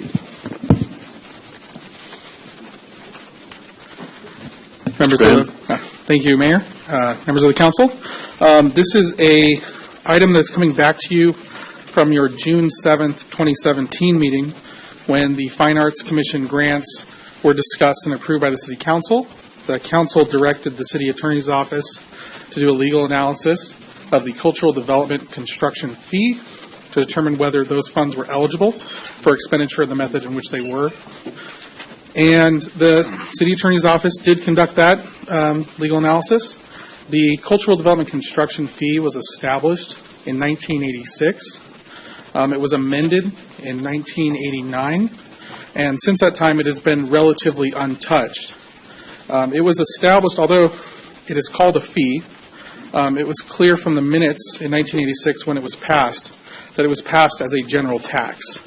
It was passed as a revenue-raising measure. There was no attempt to link the amount that was being charged to any particular benefit being conferred or any program that was being run. It was referred to as a tax by the city attorney in the minutes at the time. The city attorney made extensive comments on the need under Proposition 13, which is in the California Constitution, that it would need to have no restriction on the expenditure of the funds, and it could not be placed in a separate fund. It had to be placed in the general fund. Those two characteristics, the lack of a restriction on its expenditure and its placement in the general fund, are what make it a general tax, as opposed to a special tax, which at the time, in 1986, the City Council could pass a general tax on its own authority. It did not need voter approval. But for a special tax, which is restricted in its expenditure or placed in a general or in a separate fund, that required a 2/3 voter approval. In 1989, there was an amendment to the Chapter 15.57, which is where the cultural development construction fee was placed in the municipal code. The purpose of this amendment was apparently to try to distinguish the cultural development construction fee from the newly created development impact fee, which we're all very familiar with, AB 1600. The amendments that were made at that time removed the language that specifically stated that the fund could be spent for any purpose, and also, instead of being placed in the general fund with an identification as to source, it was to be placed in a separate fund. It has been kept in that separate fund, the Cultural Development Construction Fund, since that time. Because it's collected at the same time as development impact fees, because it is called a fee, over time, staff has lost sort of the institutional memory that was around in the 80s. All of us did. And it basically became thought of as sort of an atypical development impact fee. That's what the extensive research that I conducted concluded. The ordinance that you have before you reverts the language back to the original 1986 language. And that's to make sure that the language of the ordinance is consistent with the requirements of Proposition 13. If it's going to be a general tax, which it was passed as, it cannot be placed in a separate fund, and its expenditure cannot be restricted in any way at law. It's very similar in many respects to Measure Z, which is a general tax that the city has, but was passed for a specific purpose in mind. That purpose is contingent upon the city council on a yearly basis during the budgeting process deciding to spend those funds in that manner. I've also made a couple of other changes. I've changed all references from Common Council to City Council. Hopefully we will get our way all the way through the municipal code someday, get all those references changed. And I also changed the references. I know that they titled it a fee back in 1986, but I did change the references to a tax, just so that it's very clear for whatever poor deputy city attorney has to research it 25 years from now, what exactly it is. That's my presentation. Available for any questions. Councilman Nichol? You had mentioned that this is atypical, right? We don't see this type of quote-unquote tax imposed on commercial construction, commercial structures in other cities? Not quite. I think I stated, and I apologize if I misspoke, that staff had sort of viewed it as an atypical development impact fee. In fact, when we were going through, the city manager's office about a year and a half ago had asked to look at the development impact fees. This one was one where we were like, it does look a little strange. It is not a development impact fee. In terms of a development tax, they're not as common as, say, a sales tax or a utility user tax, but they are fairly common throughout the state of California, at least according to my League of California Cities guidebook that I looked at. Okay. So it is not a hindrance to commercial development per se in the city? In other words, the cost of maintaining it does not outweigh the benefit that is derived? So I would say it's definitely a policy question. Well, I understand. That's what we're here to do, is make a decision related to policy, and that's the question I have. Is this something we should, since we are revisiting this, one argument is, well, let's just do away with it. I mean, why keep it if it's really not, if the benefit derived really doesn't outweigh the costs that it imposes upon developers who choose to build in the city? And that's really not a question for the city attorney's office. He's really dealing with the legal issues. I understand, but has that analysis been done? Yes, we have looked at that. We've had conversations with developers. I think developers, and I'll go back to our strategic planning session, I think the conversations we've had with developers in the community, and I think we even have some in the audience, they really want to see that we're making an investment in our community, that we're able to provide the kinds of services, that we're doing things to protect the investment that they're going to be making. This is a fee that is not unreasonable when you look at all the fees. Now, we are looking at all of them, and we're still reviewing that process, looking at all of our fees in total to determine whether or not there are some that may need to be adjusted. But with respect to this one this evening, I agree with this one. I think we, though, want to look at how it fits into the totality, and we're in the process of doing that. We'll be presenting something to you in the coming weeks. And what is the intent on the use from a staff perspective in terms of, is this something that we would anticipate continuing to use exclusively for cultural purposes, or do we anticipate that it would be used for other purposes? What I envision is that during your budgeting process, which we do each year, and we start that very early in the process, that we would come to you like we do with every other potential revenue source that we receive with an estimate of what we anticipate it being for that year, then remind the council of the different uses for that. That in this case, we will remind you that the funds are derived from this item, and that it is a general use. Certainly in the past, though, you have earmarked some of that funding or allowed some of that funding to be used, and then ask from your perspective for a policy direction as to how much, if any, of that money you would like to use for cultural arts, and do you have other projects that currently are not being funded that you would want to consider funding using this source. Okay, and then finally, there was a public comment about striking language related to giving discretion. My understanding is because it is a general tax, you're sort of obligated to ensure that it remains discretionary, more or less. Am I mistaken in that assumption? You are correct. Okay, all right. I'll move to approve. Councilman Valdivia. Thank you, Mayor. I want to illustrate item number 22, which has not even been heard yet, but when I've done some analysis on some of the development impact fees associated with the cultural impact fees, building number 1, which is approximately 392,000, so I'll just round up, 394,000 square feet. Building number 2, which is 326,000 square feet. When you aggregate the both figures, it's about 725,000 square feet spread out over these almost 40 acres. I have always been a proponent and welcome development in our community. I'm a pro-growth, pro-development councilman that understands that we need industry partners to come to our community. Without the robust investment that these folks provide our community, our city is unsustainable.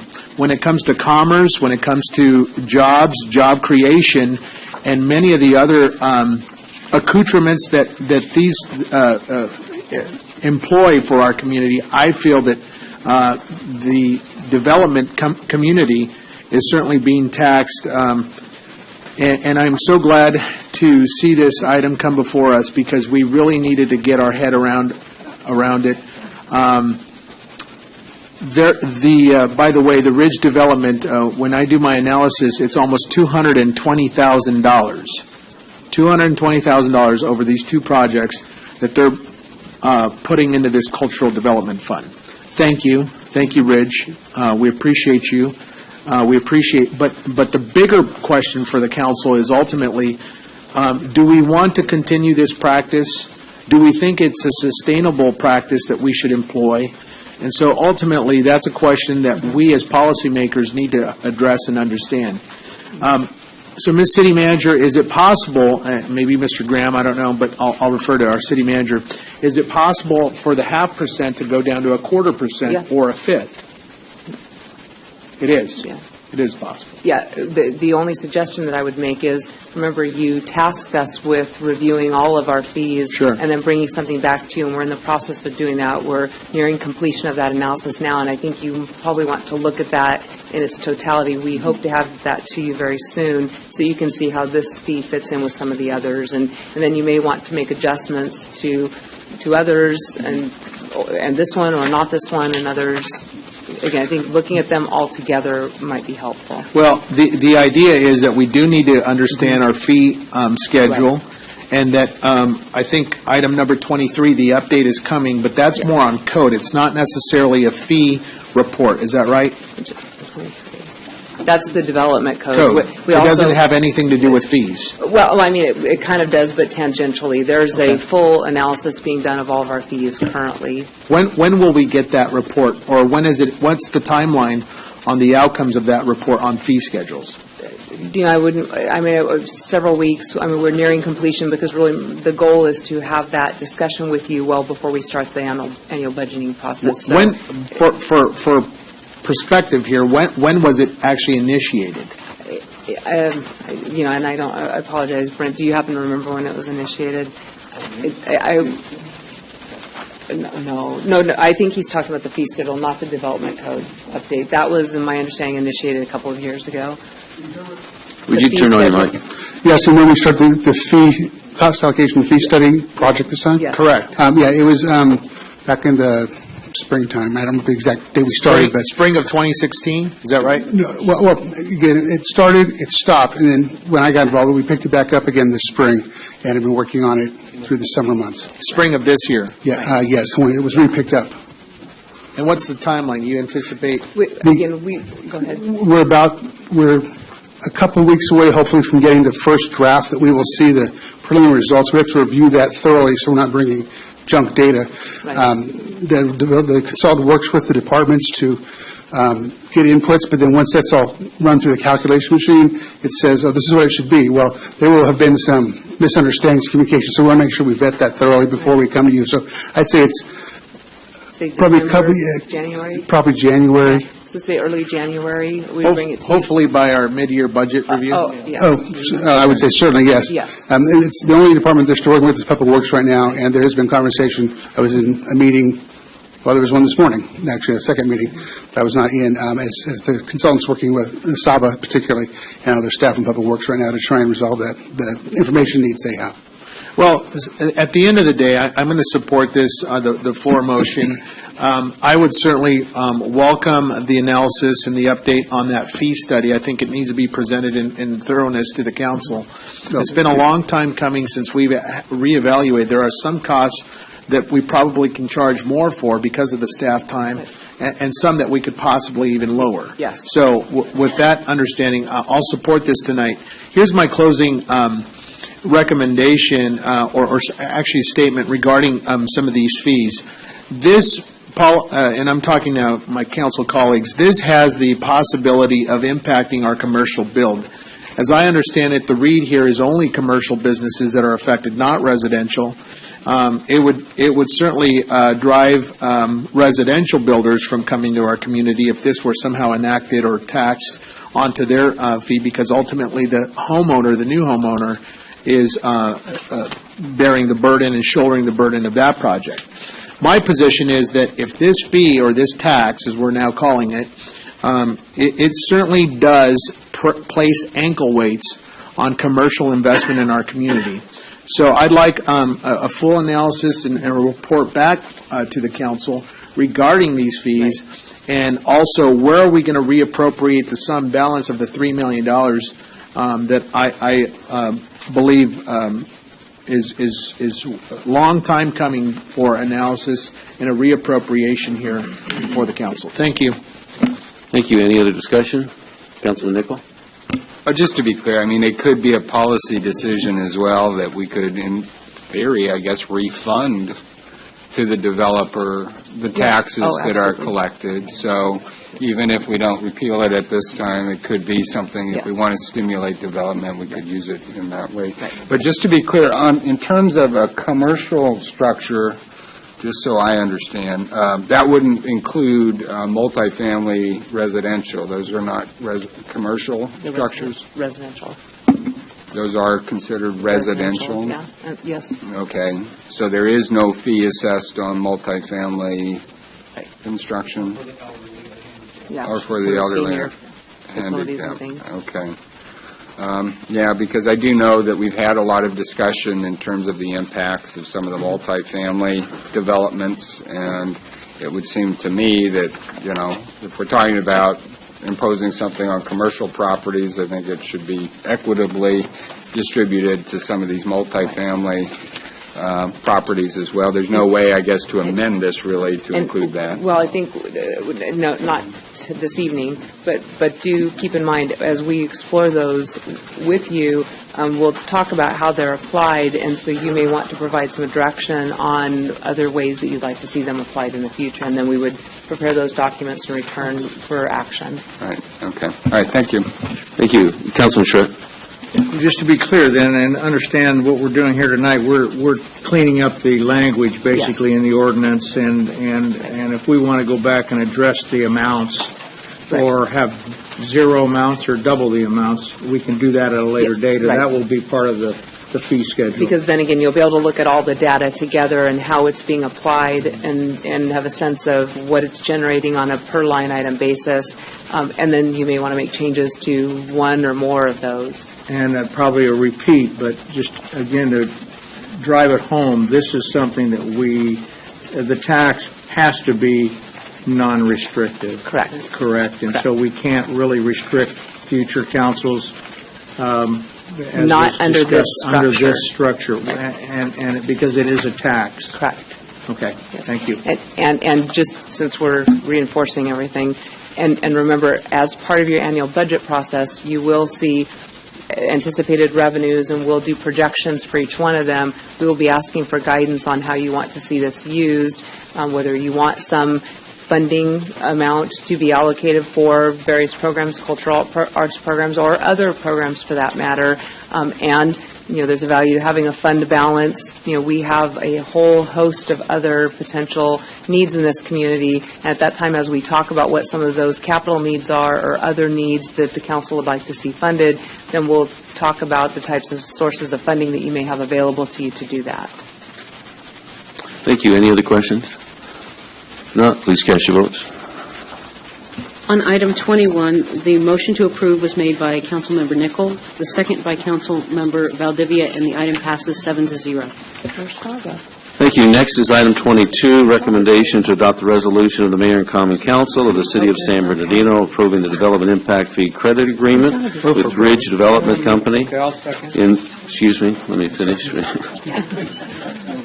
Hurry up. Come on, hurry up. In recognition of Ridge's construction of public improvements, which will benefit the city's local and regional circulation system and increase traffic safety. We have a motion and a second. Any discussion? Councilman Nichol? I did have just a quick question. There were some questions about, I guess it was sort of written in a way that was a little difficult to follow for quite a few folks. So I was getting phone calls over the weekend asking, well, what exactly are we accomplishing here? I think I understand how this is supposed to work, but maybe in layman's terms, could you just quickly provide a quick synopsis of how this credit works and how it offsets what is otherwise being required? they would typically be required to enable us to do certain public improvements, and we're going to give them a credit for their completion of public improvements. Okay. And in terms of traffic mitigation and all that, those studies have been completed? Have all been completed, yes. Okay. I approve this item. Councilman Valdivia. Thank you. As I understand it, this is a credit for work performed, and it's essentially development coming in and partnering with us. It's a collaborative effort for private partnership and business to say, San Bernardino or ex-ABC municipality, it's our turn. We want to contribute back. We're already doing half of the highway or half of the street or half of the alleyway. We'll do the full rest. We'll put the gutters and the crosswalks and the safety lights and the street lights.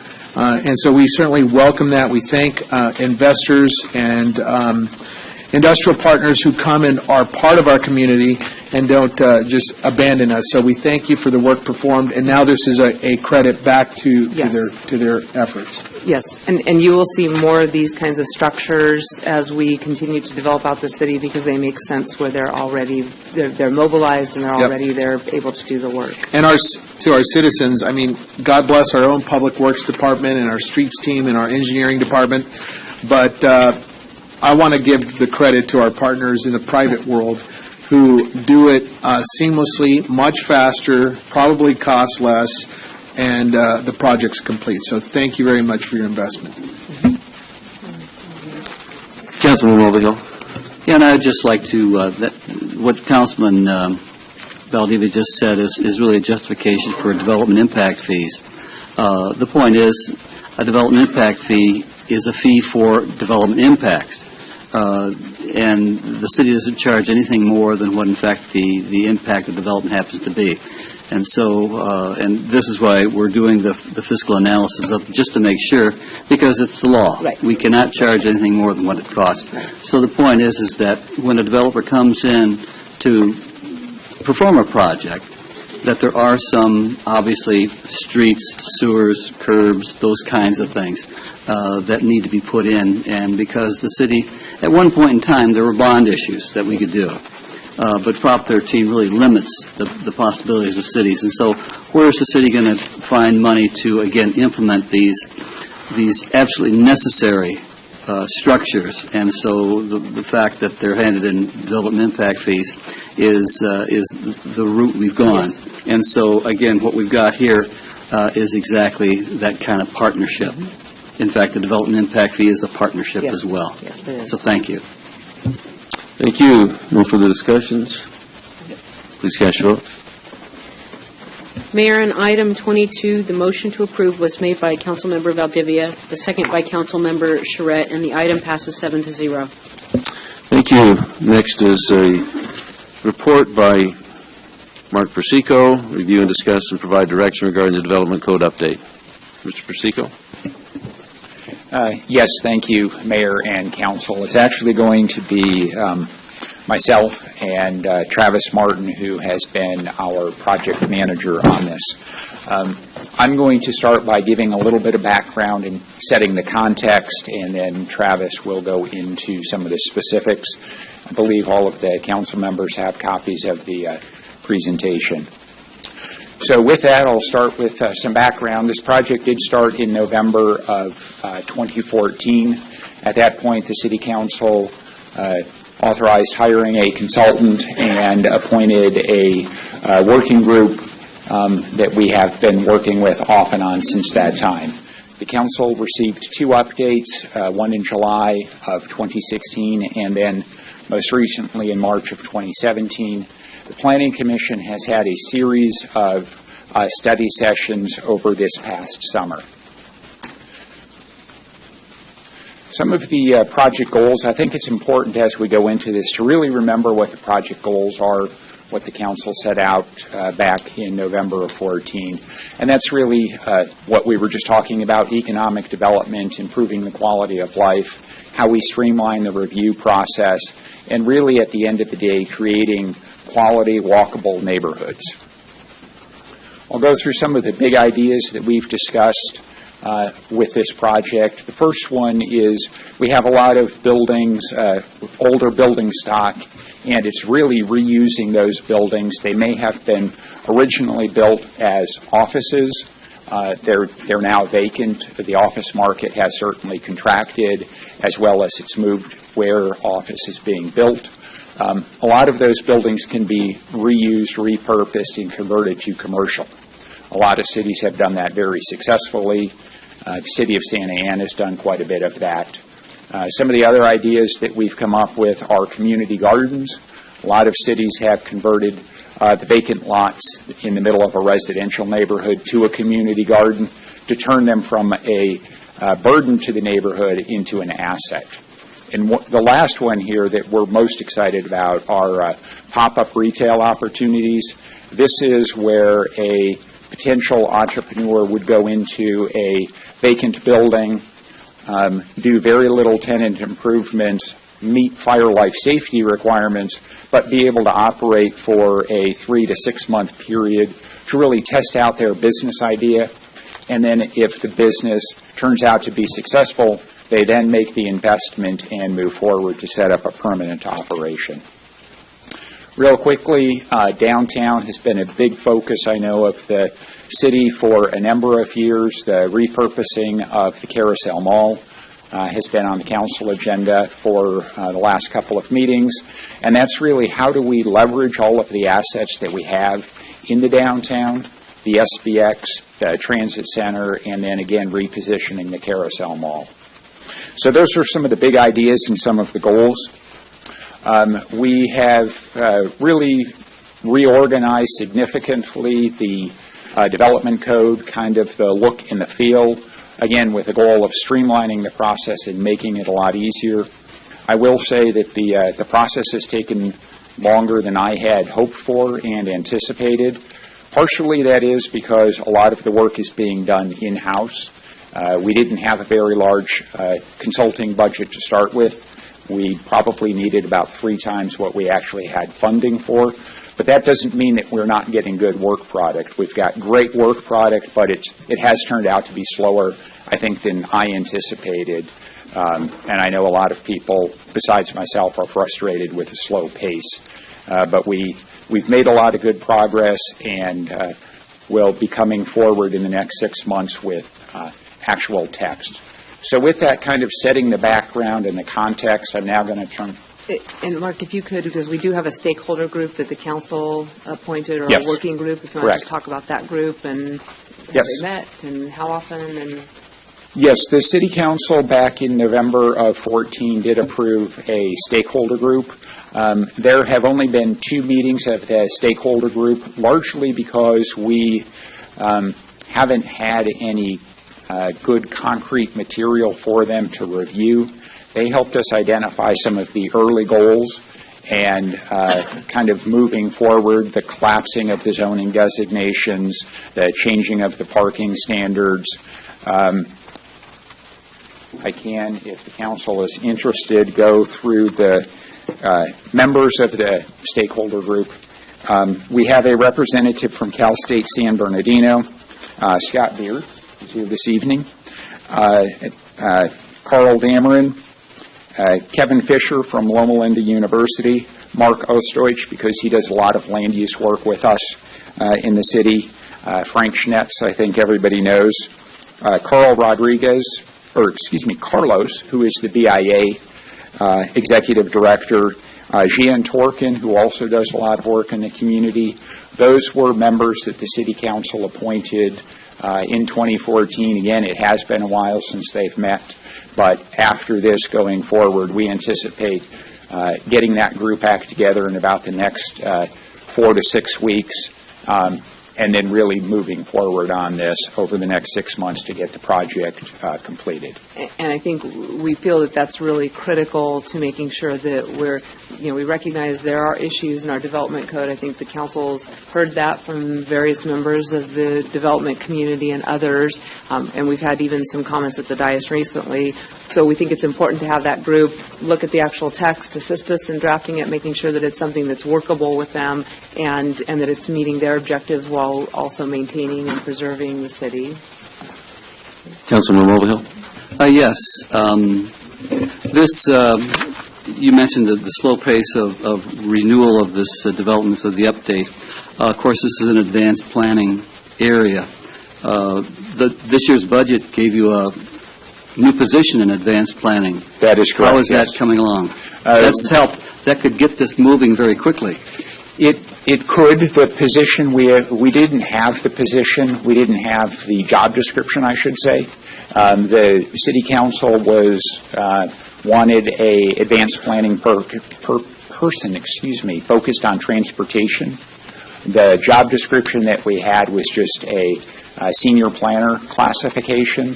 So I've been working with Human Resources to pull other transportation planning.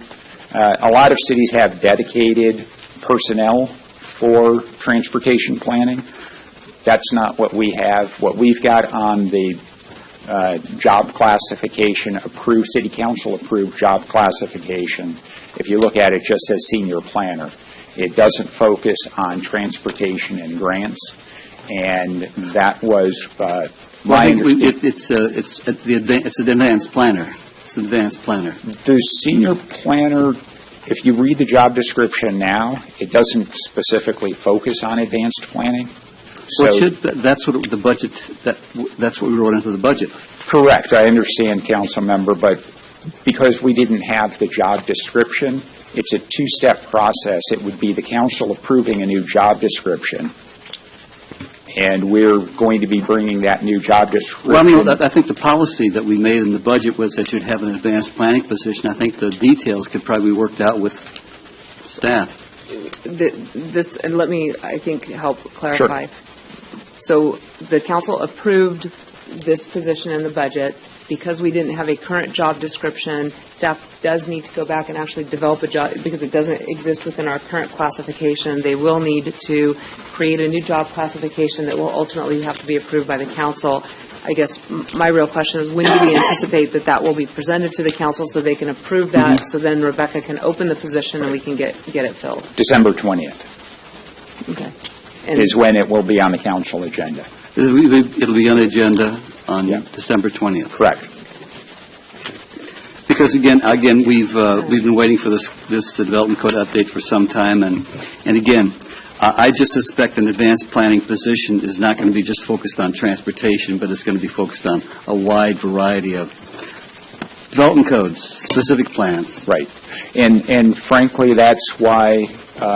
It's taken as long as it has, because we want to make sure that there's an appropriate mix of job duties that focus on transportation, grants, development code, specific plan. I completely agree, council member. That's what we need, and that's what we've been working on. Okay. Councilman Nichol? Yeah, well, I'm glad to see this coming forward and glad to see it moving forward. I did have just a couple quick questions. I know that Chapter 1, the general provisions, we're looking to provide essentially some more teeth from what I can read in terms of our code enforcement capacity and turning infractions into misdemeanors. Maybe you can explain that a bit. Certainly. And how we anticipate enforcing that so that we can get the results that we anticipate. Sure. If it's appropriate, I think at this point, Travis will go through each of these chapters and kind of highlight what we are interested in updating.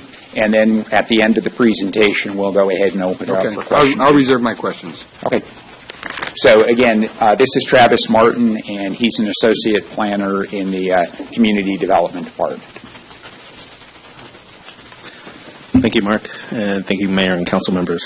As Mark mentioned, I'm just going to kind of give a rundown of the new organizational structure and kind of the big ideas within each section or the significant changes we're looking at making.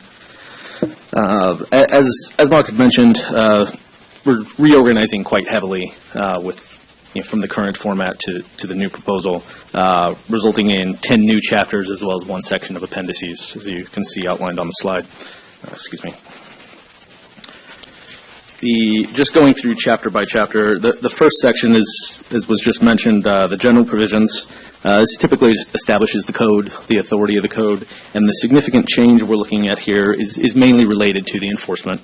Both unifying all the enforcement provisions, because we do currently have some different standards for different types of uses and infractions, and then creating options for the misdemeanor citations. This will go a little bit into more detail once we're through, but just in general, the idea would be for the properties that have been have repeat infractions. If you have one first citation, nothing would come up. We would go through the standard process as it is. When you get to the point where you just get cited for the same thing over and over, we do want to be able to have some more ability. The next section is just the zoning districts. The primary idea here is looking at the existing ones that we have. We've looked at them. We've realized there are just repetitive distinctions that are often unnecessary. They regulate the same exact things. They allow for the same things, so we want to consolidate them. Most significantly here is going to be with the commercial zones, going from the 11 that we currently have down to 4. Looking, your corridors, your office areas, your downtown, and your regional attractions, and really kind of, focusing in on those. Additionally, in the zoning districts, we've been going through the existing specific plans and overlays that we have, and have observed that many of them are just not necessary to retain. The two specific plans primarily that we've been looking at are the University Business Park, which is the area up along Hallmark behind the Walmart. It's an industrial area. The specific plan for that area puts just industrial requirements on it. We can eliminate that and maintain everything that's up there still with the existing industrial standards. Additionally, we have the Paseo Las Placitas, which is the area over along Mount Vernon. That one is, there's some difficulty has come up with that one over the years. It's approximately 30 years old. It came about around the same time the current code was adopted in the early 90s. Never really been implemented in any significant degree. And now it's just starting to be prohibitive to a lot of development over there because it would require, massive restructuring of parts of the neighborhood, and the types of development that you see are, one property owner wants to come in, do something, rebuild, and then gets stuck with these burdensome requirements in the plan. We also want to are looking to eliminate the Main Street overlay as a separate overlay, and taking those standards and rolling them into the new downtown specific plan that we're going to be working on as soon as we complete this document. Third is the land use provisions. These are the establishment of all the uses that are allowed within those zoning districts we established. The big idea here is streamlining what we have. Much like with the zoning districts and having very small distinctions and very many districts, we have that with a lot of the commercial uses and things for retail, depending on what you're selling. And we're really trying to narrow that and look at, you have retail uses, you have office uses, you have personal services, and generalize that a little bit more so that we can allow businesses to be more flexible as they keep evolving and incorporating new services. And, also looking at the downtown, in the new downtown zone that we look to establish, we're intending on eliminating most of the restrictions for different land uses to just kind of create an influx of things that can come in, kind of kickstart things with the redevelopment here. And then as part of that, we currently have multiple land use tables depending on the different designations you're in, the different general plan designations, and we're looking to consolidate all of that into one simple table because the uses generally overlap, and it's more redundancy that exists currently. For development standards, this chapter will be broken up into several different sections: your general standards, landscaping requirements, parking requirements, etc. And we're going to retain that. The main things we're looking at doing with the general standards is creating some new policies specifically for infill development. We have a lot of single lots in the downtown area and north of downtown. People want to come in, and a lot of the standards are currently written for your large lot development, on the north end or on the fringes of town. And that's a little difficult for a lot of people. So we want to look at what's really necessary for those specific areas. With landscaping, we need to bring more provisions in for drought-tolerant conversion. We have a lot of interest in that, both with the commercial businesses and with single homeowners. And then with the parking, again, going back to the downtown, much like with the land uses, we want to get rid of the parking minimums for the time being, because we have a lot of vacant parking lots. We have an overabundance of parking downtown in comparison to the commercial activity we have. And trying to get somebody to come in and build and saying you need to dedicate 2/3 of your lot to a parking lot is often impractical. With that, we're also looking to create a new section for performance standards for special types of development. The key one here is the transit district overlay. We have that in the code currently. We've been working with it for about 4 or 5 years now. And as we've been going through, we've noticed a lot of the provisions work to certain degrees depending on where you're trying to build. And the big thing that we want to do here is go back and look at how those standards are really applicable given the different areas of the city. A lot of it right now is written just as a blanket requirement, and we are realizing more and more as we're seeing the new development coming in along the corridor that you have your Kendall area, you have downtown, you have hospitality. Those are 3 completely distinct areas. They should have standards that are better focused for the nature of those neighborhoods themselves. With sign regulations, the big thing with sign regulations, and this is a result of recent court decisions that have come down, is content neutrality. Currently, in addition to all the other requirements for signage, we'll also look at what the sign actually is. We can no longer do that. From here on going forward, you can really just look at time, location, and manner. Is it a permanent sign? Where is it sitting? And what type of sign? Is it a wall sign, a pylon, something like that? You can't look at content anymore because then it gets into speech issues. We're also looking at including some new sign types or clarifying some sign types we have. Excuse me, page turned. With creative signs, that's a section that we're looking to add now. This would be something that goes beyond just your typical wall sign, your channel letters or your cabinet or typical monument sign, to allow people to do something a little unique. That may be a better attractor, be it 3-dimensional signage, be it murals on a building that could be used for advertising. We see more interest in that coming forward, and we want to create some policy that can allow that and can allow the properties to stand out a little more. We're also looking at temporary signage, including, this would now include all political signage. The main idea here is that it's going to be prohibited within the right-of-way, with the exception of downtown. And that would be specifically to allow, your sidewalk signage you have in front of, small retail buildings, A-frames, things like that. With subdivision regulations, this one is pretty straightforward. It's going to be updated to comply with the State Map Act. Everything else is pretty much in place, and there's really no changes that are being proposed for it. The 7th chapter would be nonconforming provisions. The key idea here is that we do want to eliminate the provisions for amortization. Most cities do have that. You update the code 5 years out. If you're not compliant, you either have to be brought into compliance or you close up, or you just eliminate whatever is not compliant. That's not practical. We know we're an older city. We have a lot that's non-conforming, and there's nothing that says just because you're not conforming that there's something wrong with the property. So what we want to do is take that idea and refocus it more on property maintenance, so that you can have some unique older property that maybe couldn't be built today, but if it's maintained well, they keep the property up, they keep debris out, everything, it can continue on for the life of the property. The next section would be permits and actions. This really would just be establishing the different permits we have, thresholds for them, findings that need to be made. The only real thing we're looking to do here is create better distinction between entitlements that have to be obtained for development of the property and entitlements for land use establishment. We currently mix a lot of that between different permits we do. It creates a little undue work both for staff and the public, and undue cost depending on what you're looking to do, if you only want to fix up your property and the use exists already, or vice versa. After that would be the administration section. This would really just establish all policy for how things get processed within the city.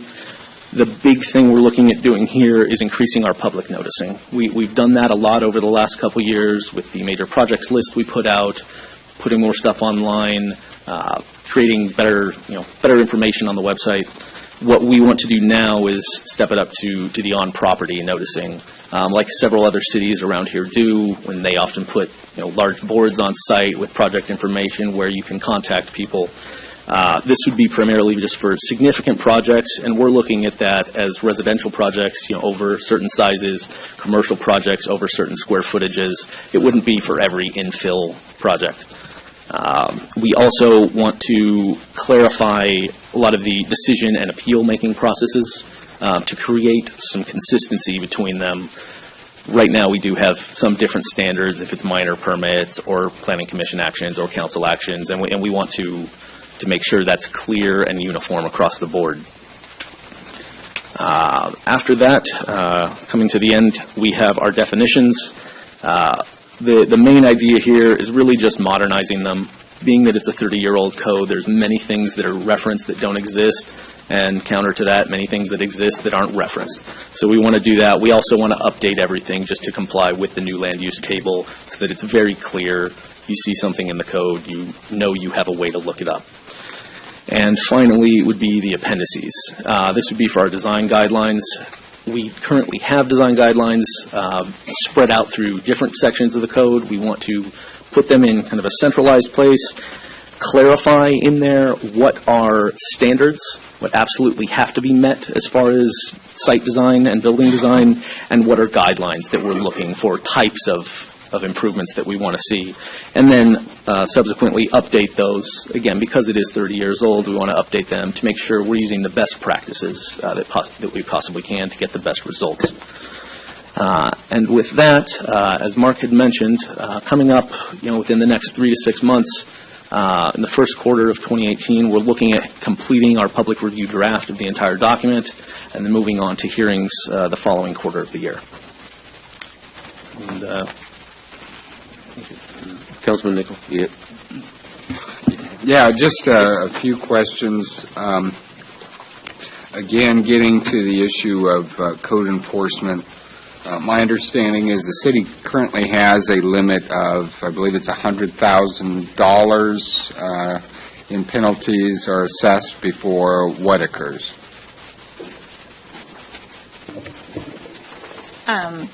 For our administrative civil penalties, there's a maximum of $100,000 per parcel before, that's the maximum. You can't do more than that.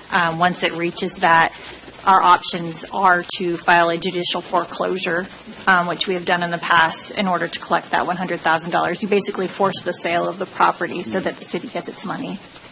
And is it common for cities to have that $100,000 limit, or is it possible to perhaps lower that limit? You can definitely lower it. I would have to research to see whether it could go higher than that, but that's not your question. So.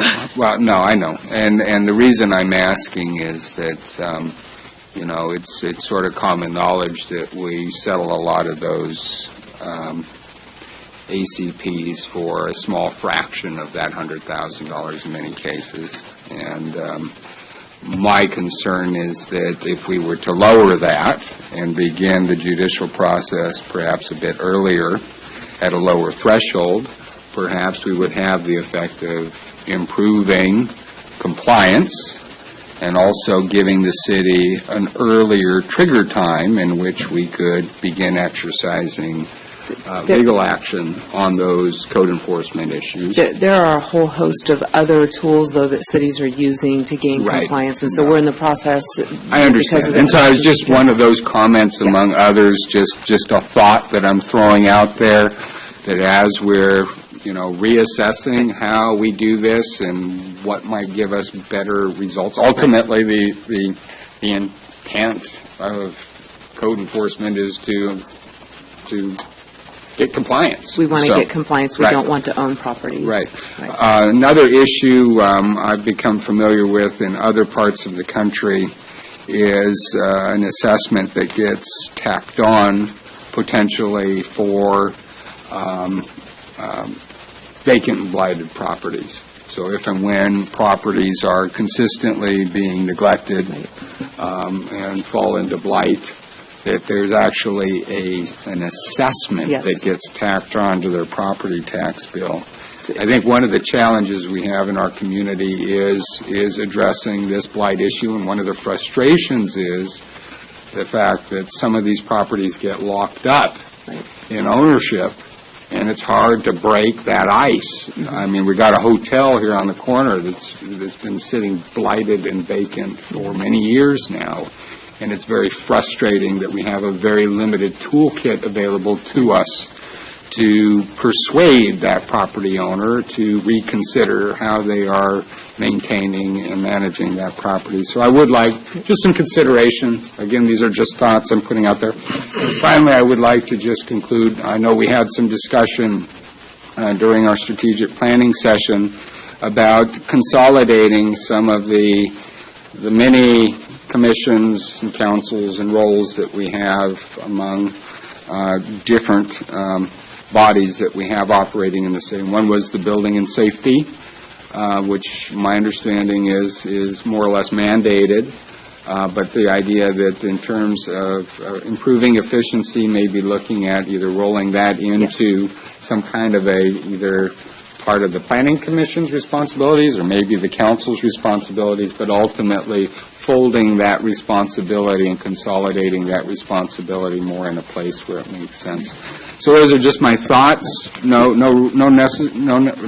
action necessary. Just sort of me thinking out loud, giving some thoughts that have been coming my way over the past few months on this matter. We're taking good notes. Okay. And I wanted to address a couple of those. There are a whole host of tools that other cities have available in their toolkit to get compliance with city code. We're working through that now. Some of those are not necessarily found in the development code. They're in other sections of the code, and so we're exploring those. We're also looking at nuisance abatement tools that cities use. Again, some potentially in the development code, maybe in other sections of the municipal code. And with respect to abandoned, foreclosed properties that become blighted on a regular basis, a lot of cities are implementing registration requirements and abatement fees and things. And so, again, we're trying to explore all those types of things, and we'll be bringing a series of recommendations back to you about our code enforcement efforts. Do you need a motion on this item? No, this is just a report. Just receive and file. Thank you. Councilman Valdivia. Thank you, Mayor.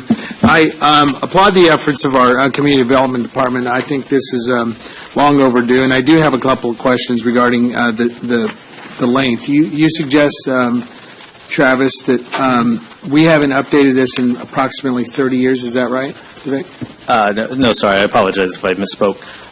The code, as it currently sits, the entire code was adopted in '91.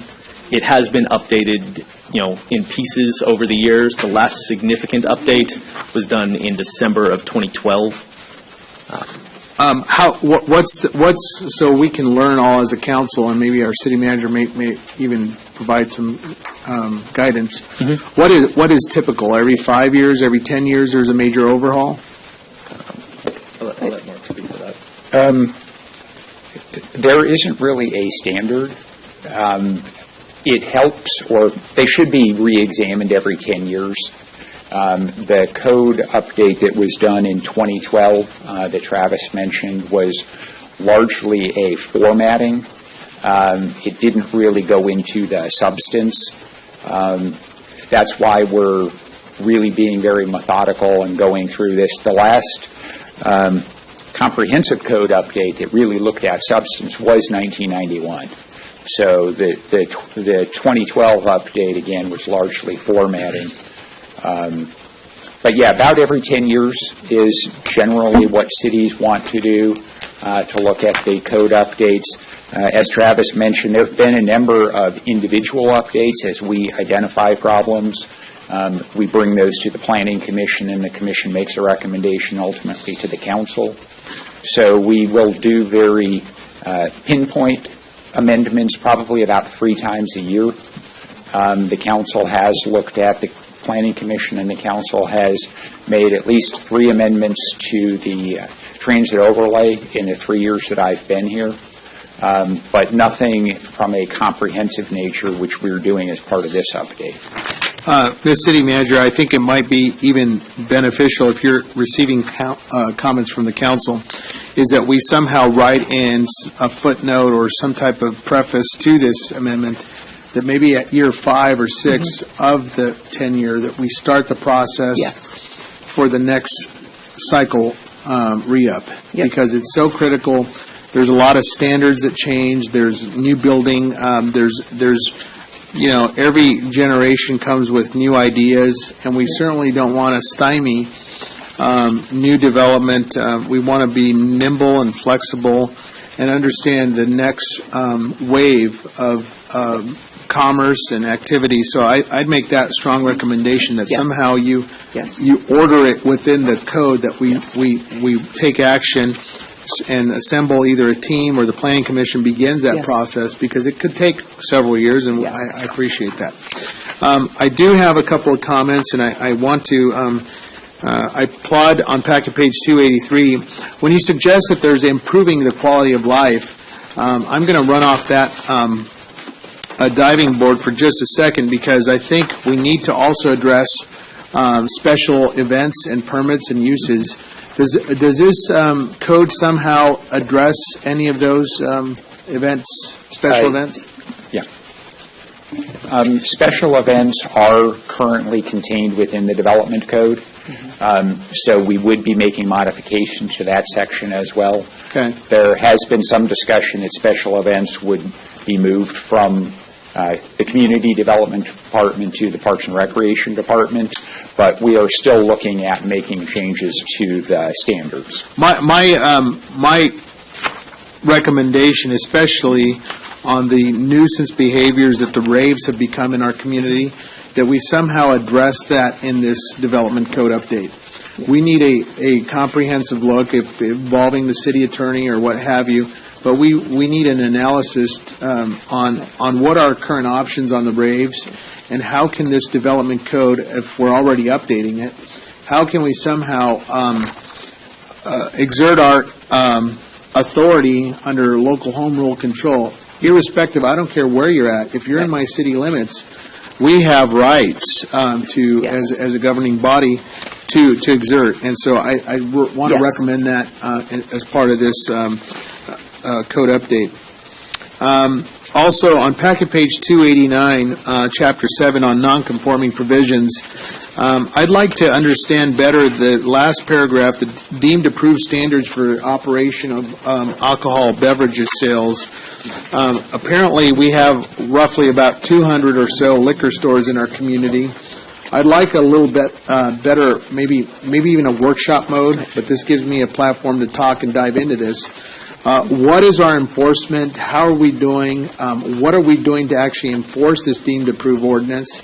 And how are we making these operators comply with the provisions of the deemed approved ordinance?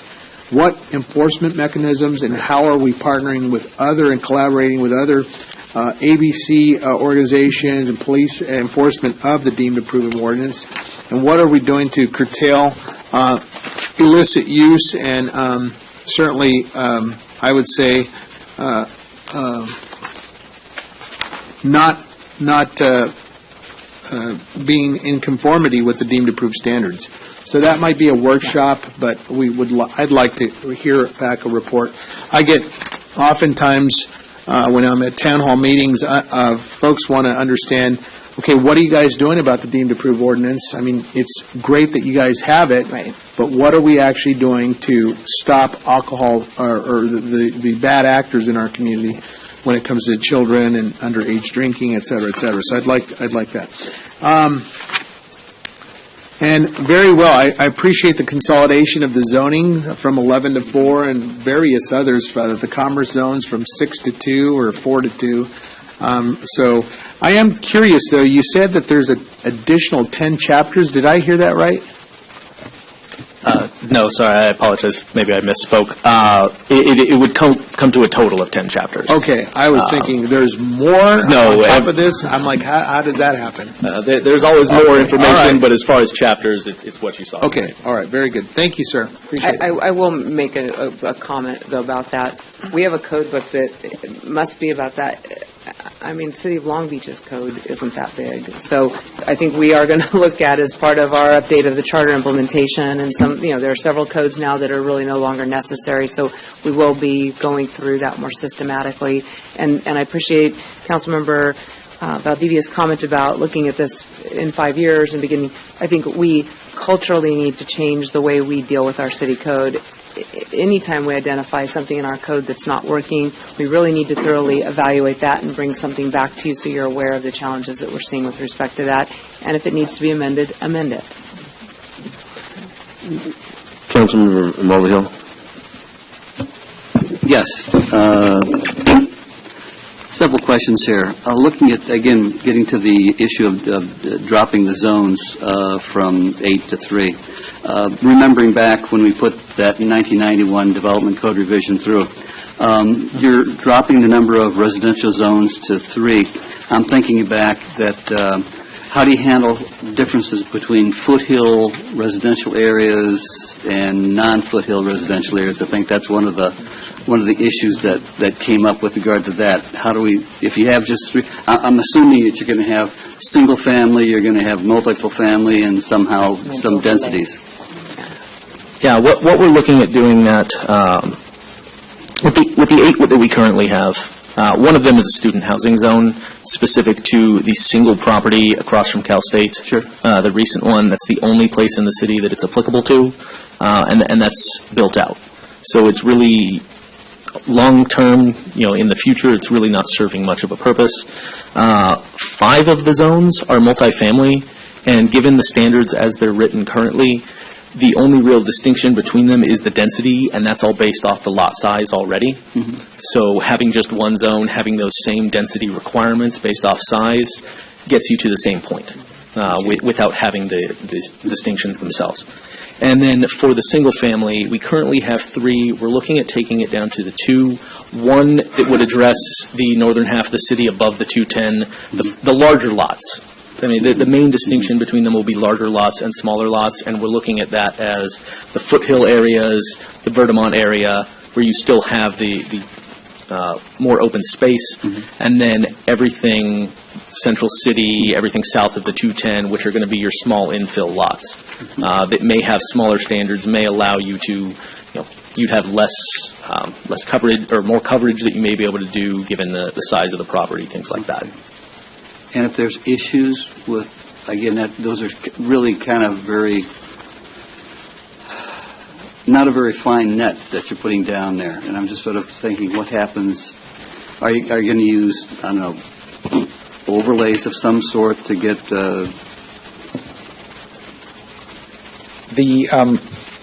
You're right. It's not as fine-grained as the current code. And that's the benefit of what you're doing is collapsing that a little bit. Correct. But again, we still got the problems to deal with. Yes.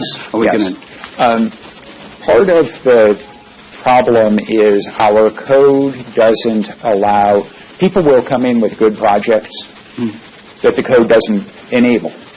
We have to turn good projects away for a variety of reasons. So we have tried to strike a balance between having appropriate standards and allowing for that innovation, because as soon as this code is adopted, because I've done this in 3 other cities, somebody will come in with a project 30 days later, it still doesn't work.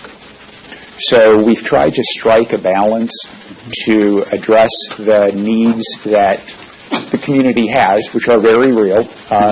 We recognize that there's the minimum 10,000 square foot lots in Verdemont, and then you've got the smaller urban infill lots in the central core, and then kind of the medium-sized lots, I'll call them, in the very southerly end of town. So all too often, I think what happens is cities will adopt a code to fix a specific problem, and then 5 years later, there's been a turnover, and nobody remembers why there's a particular provision in the code. So we really have tried to strike that balance, and it's not as fine-grained as the current code, and that's intentional. We, as the city manager said, can always do strategic amendments if we are 6 months into the new code and we realize that there's a section of it that's not working, it can be fixed. So if someone comes along with something innovative, you'll do something like Right. Well, we're hoping in the code that the consolidation of the zones, that's a big step forward. And dropping a lot of the parking requirements, that's also a big step forward. We have multiple, if you look at various zoning categories, we've got about 10 different types of retail. You know, retail is retail, whether you're selling socks, shoes, there's alcohol, and then there's non-alcohol is kind of the way I look at retail. So we've really tried to be very thoughtful about how we consolidate not only the zoning categories, but then the uses and those use standards. So it has been a very iterative process between the staff, the consultant, and looking at what other communities have done. in the Chapter 7 on page 8,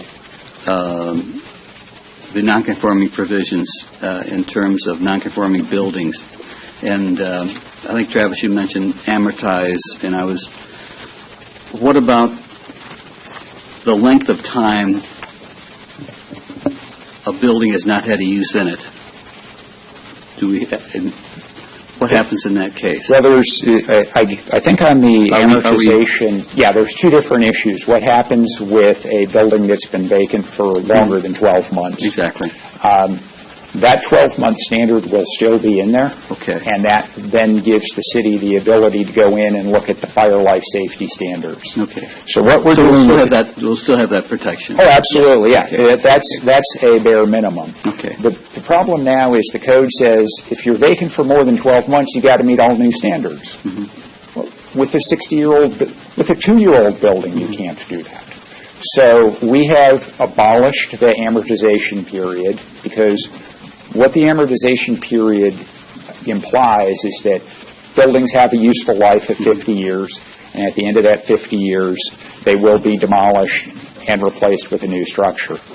Our approach is, instead of saying they'll be demolished, property maintenance and meeting fire life safety standards is really the paramount goal. Refurbished. And then refurbished and repurposed. So I think between the non-conforming changes and then allowing people to reuse buildings, again, converting office to retail, we're going to enable a lot of this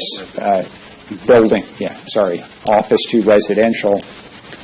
We're going to enable people to buy older buildings, to repurpose them, to reposition them, and reoccupy. Our goal is to reoccupy as many buildings as we can. Good. Wished this was around when the flat building was still up. Now, on page 7, the sign regulations, chapter 5. Refresh my memory. Signs on tops of buildings are not legal, are they? That is correct. They're not. Yes. What do we do about, on Highland Avenue, there's a number of buildings that have signs on top of them, and they're non-conforming. How long, and this is where we get back to amortization. Yes. What are we going to do about those? Well, the sign laws have changed pretty significantly. There's a lot of really older roof signs that could look good if the property owner would spend a little bit of money on them. So we are going to allow, under the iconic signs, allow people to maintain and repurpose those signs. Some of them will need to come down if they are truly abandoned signs. So the amortization schedule for buildings and signs is different. Is there some way that, iconic seems to say there's a quality to them? Yes. The signs on Highland Avenue, besides having the advertisement on it, don't seem to have a whole lot of quality to them. Is there some... Well, some do and some don't. There will be specific findings, and then the Planning Commission will make the determination if a sign is iconic, and then they would be granted the ability to be updated and... Good. I guess that's the word I want to have, that it's going to be updated, it's going to be right, presentable. Right. rather than The looking problem like now is you've got, think of the fun zone. I mean, everybody remembers the fun zone, or fun corner. They had that great sign that actually moved at one point. That would be completely illegal under the sign code.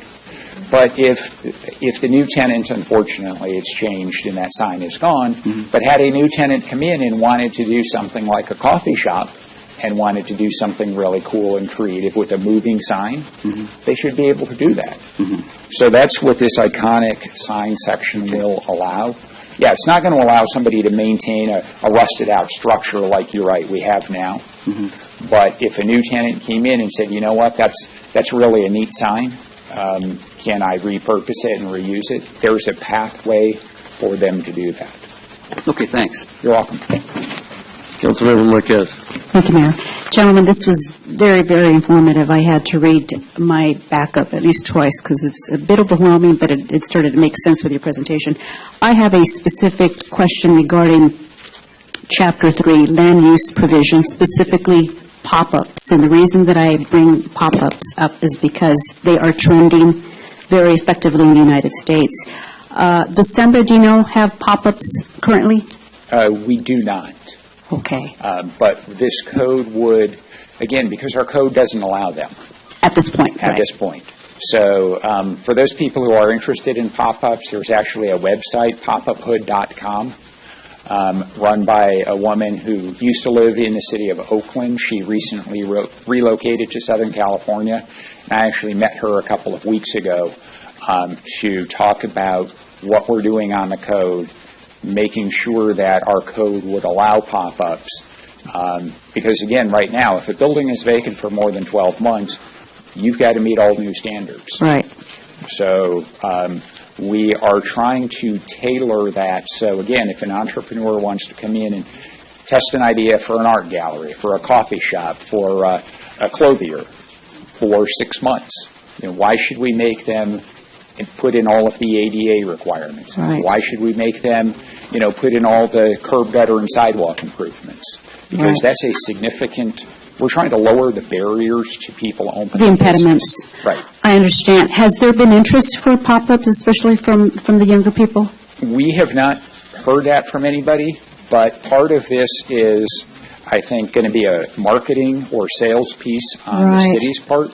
Once we have this in place, if it ultimately gets adopted, then we'll go out and we'll market it, and we'll start talking to Got people, it. and we'll say, Get the messaging out, because I know there are a lot of young people that have some really good ideas. absolutely, yeah. And this would be on a trial basis, the pop-up, and if it were successful, they would Correct. end up with a permanent building. Right. Kind of the thinking is that for 6 months, they could use a building, meet the fire life safety standards, but we would hold all the other standards in abeyance. And then if they wanted to operate beyond that 6-month Right. period, have a phased improvement schedule, so it doesn't cost $500,000 to open a coffee shop. Right, right. It would be beneficial. It would be a win-win for all of us. And since we're in the process of becoming a world-class city, I think we're on the right track. Yeah. Thank you. No other questions? This is just a receive and file, so we will now move to item number 24, which I will recuse myself and turn the time over to Mayor Pro Tem. Thank you, Mayor. Item number 24 is the First Amendment to exclusive right to negotiate agreement, Arden and Guthrie with Mark Development. Who's making it? Steve Duquette, or Mayor, members of the council, or excuse me, no mayor, and members Mayor of the Pro council. Tem. No, Mayor Pro Tem and members of the council. At a recent city council closed session, you gave direction to us to formulate a proposal that we could then ultimately enter into an agreement with Mark Development that would allow for an extension of an exclusive right to negotiate that we currently have with the developer. The council was very concerned that you wanted to create certain milestones with respect to specific things so that we could ensure that during that process of that potentially year-long period, that there were certain milestones the council could get a glimpse into whether or not this project can come to fruition in a timely manner. So we've attempted to craft something. I want to thank the developer for sitting down with us and spending some time trying to come up with those milestones that were reasonable and potentially achievable, but also really gave the council comfort level that there was progress being made. And so with that, Steve can talk about his specific conversations with the developer and answer any questions that you may have. Yes, Madam City Manager, you've pretty much encapsulated I the was trying entire to- report, I might add. I thought But there's I a few did. more details I'm sure that you'd like to know. I mean, I look forward to sharing them with you. The amendment, if you adopt the resolution, you'd be approving the amendment to the exclusive right to negotiate agreement. The original agreement was entered into with the developer on May 1st, 2017. And there were some milestones that need to be met pursuant to the, I'll call it the ERN, exclusive right to negotiate. Up to this date, there have been 2. They have been met. They have been met timely. Information has been shared with the developer with respect to the proposals that have been made. And by the way, I think his name definitely is mentioned earlier in a different vein, but Scott Beard, representing Mark Development, is here this evening. Any questions you might have with respect to the developers and plan for moving forward, I'm certain that he can answer those for you. So the developer met those requirements, and then we received feedback with respect to things that would be necessary to be modified in the preliminary development concept package. We shared that information with the developer.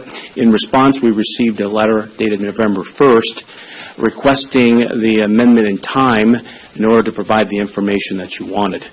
Now, in the amended ERN agreement, hopefully you've had time to look at the Section 2 in particular, and that's the one that deals with what has to be delivered and when it has to be delivered. It includes specific milestones, and frankly, this is a partnership relationship. There are deadlines for the developer, but there's deadlines for the city too, and that means all of us in this process where we have to provide a response. And as these submissions are made, and therefore 2 things, to arrive at a final preliminary development concept, then a final concept, and then when those are approved in due time, then some additional time at the end to negotiate a disposition and development agreement. There are provisions for further comments, for example. The first one would be the next report that have to be provided by February 15th. We have a month to look at that. And if the council approves it, then the developer then has a period of time to complete the final development package. If the council does not approve it, the agreement is terminated. If the council asks more questions, wants more data, that's what's happened already, the developer would get more time to be able to respond, and that would come back for further review. And assuming that that is approvable, then additional time. And it's described in terms of outside dates and number of days, depending on the timing of when the response might occur. So that has been developed in concert with the developer. They are in full agreement with that, and so they're pleased to sign that agreement and move ahead in that fashion. Now, I think it's important to mention, and it's mentioned in the staff report, but some of the fiscal impact issues related to this particular project.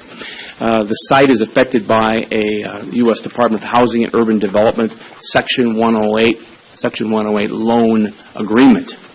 That's a special financing program that's made available by HUD, and in that process are some commitments that the city has made. The city is the receiver of that loan, and they have to do with the development of the facilities at the site, and making a majority of the new employment opportunities are provided to persons of low and moderate income. So those are factors that the developer has known about and is fully aware of it, and will proceed with that understanding and is able to comply with that.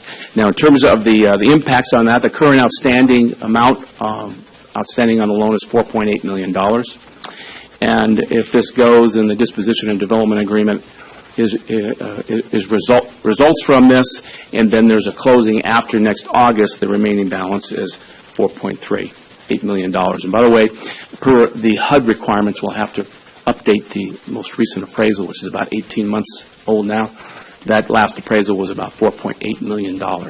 So I can't say that the number will come in like that, but it looks like maybe there's a way to take care of this HUD 108 loan as a part of this process. We certainly hope that that is the case.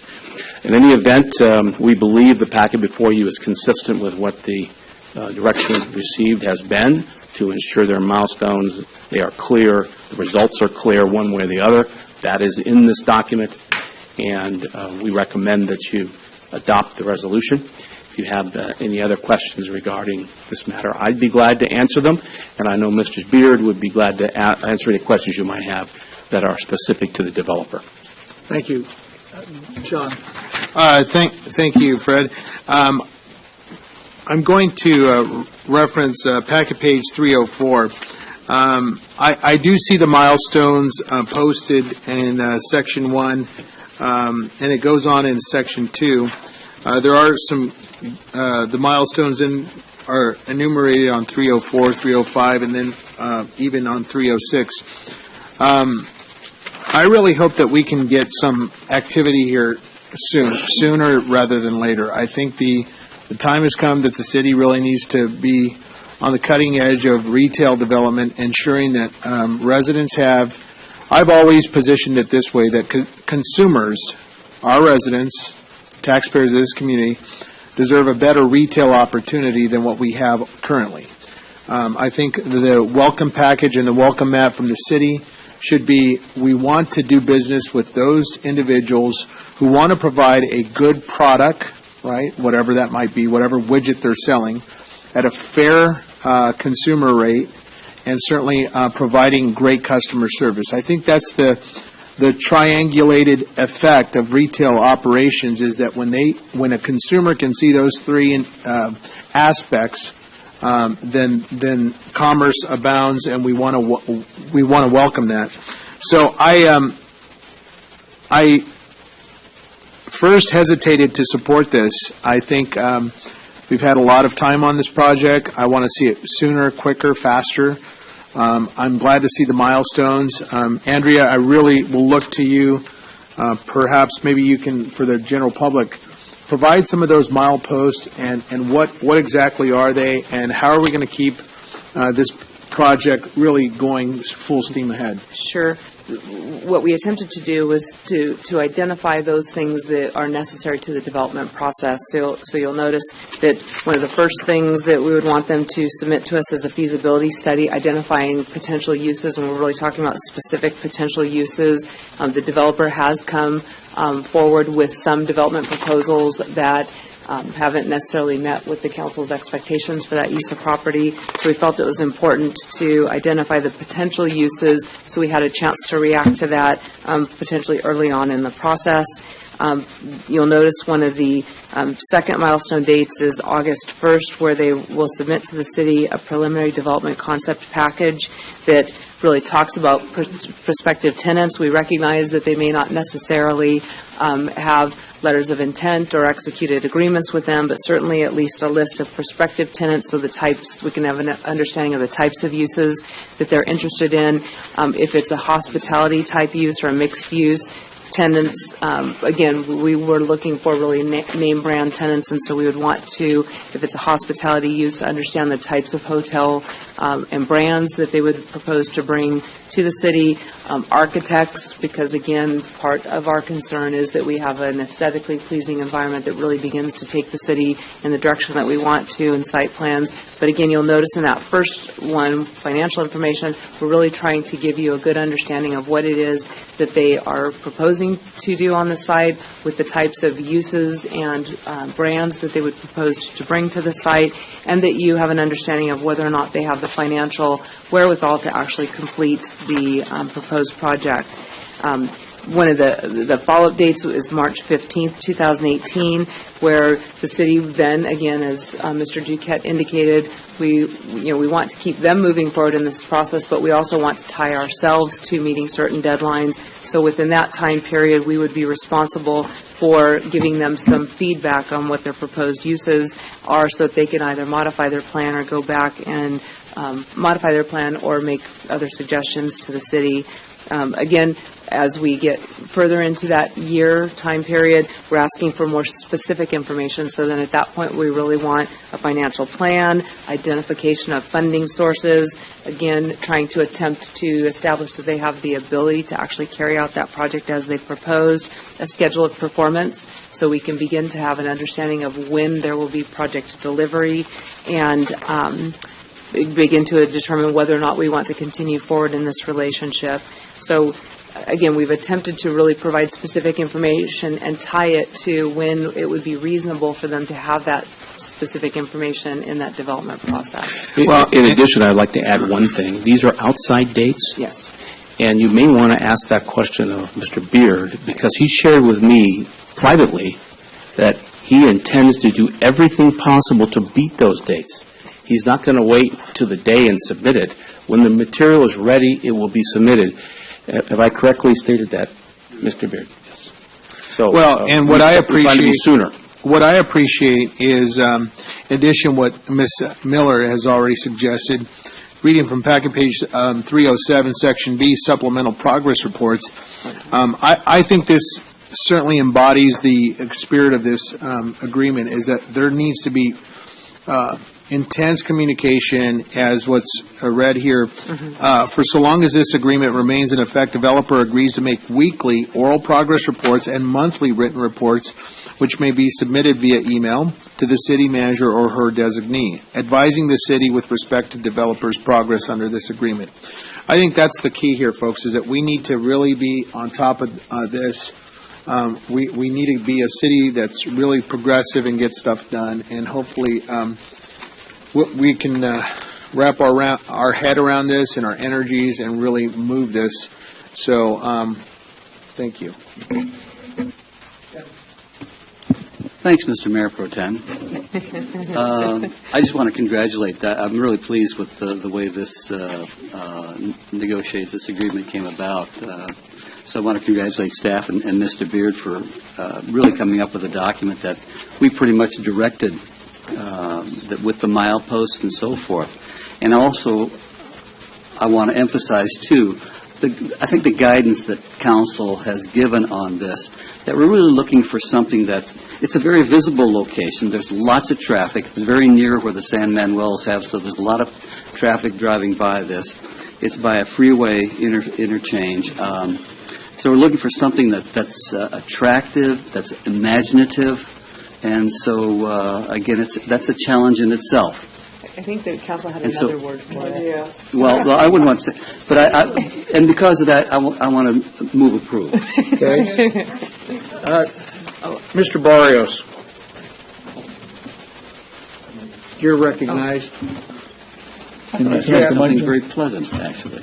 Okay, here we go. Imaginative. Thank you, Mr. Mayor Pro Tem.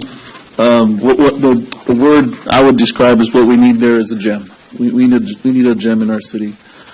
And I'm very a GEM, gem, not a gym.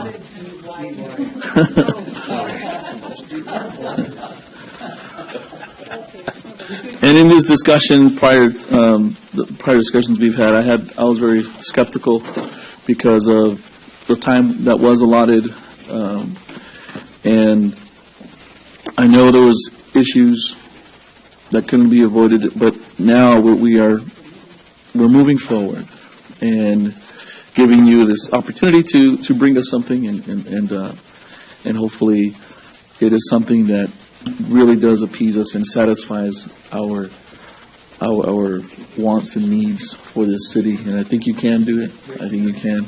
I know there's other opportunities out there, and because Mr. Beard, you are a part of our community, and we all like having people within our community do work in our community. That's why I'm going to really support this. But know that I am a little skeptical about being fed more information to extend timelines and stuff like that, but I don't think that's going to be the case. But initially I was a little skeptical.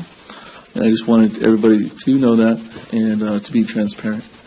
But I do approve this as well. Thank you, Mayor Pro Tem. Henry, Mr. Nichols, council member. All right. Just a couple thoughts. I agree with everything that's been said, and I really commend staff and Mr. Beard, Mark Development, for coming up with this. I think this is progress, and I'm very happy to see this. There were a couple miscellaneous questions that I had.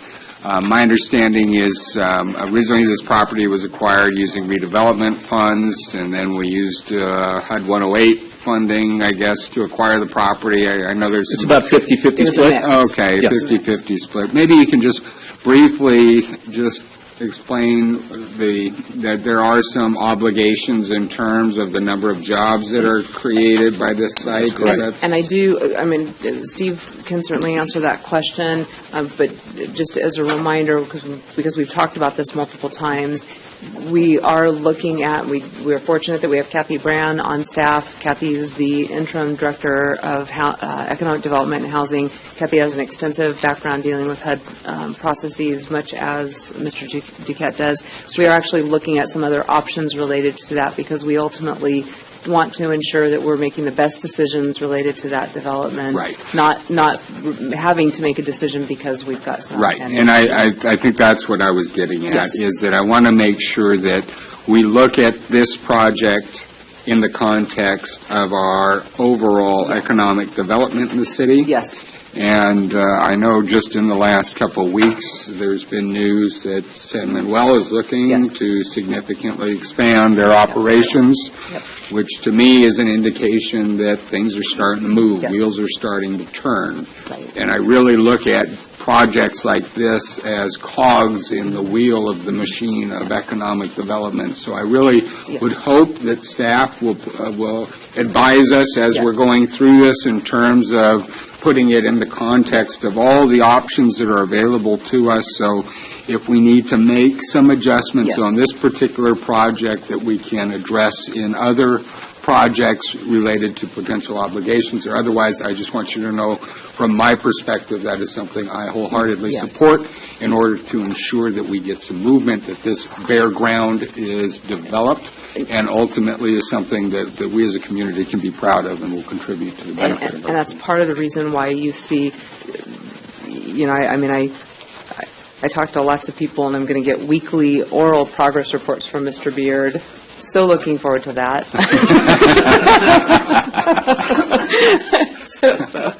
Or designee. Or designee, which may be sitting right next to me. Are we, just quickly, It could be done by email, you know. Yeah, by email. Well, no, he can only do his written reports by email. No, I'm teasing. But part of the reason for that was because then that way we have an intimate understanding of what the challenges are, and we're constantly communicating about what we may be able to do with respect to some of those other things, because again, we don't want that to drive what happens unnecessarily. Okay, and I would just say this, again, speaking for myself, but I do see this as a really signature project for the city, so I would like to ensure that, that we allocate appropriate staff time to ensure that, again, we're addressing all issues as they arise, that we're exploring all options as is necessary, and that we allocate sufficient resources and time to make sure that we meet these times, because I think it's incumbent not just on the developer, but it's incumbent upon us as a city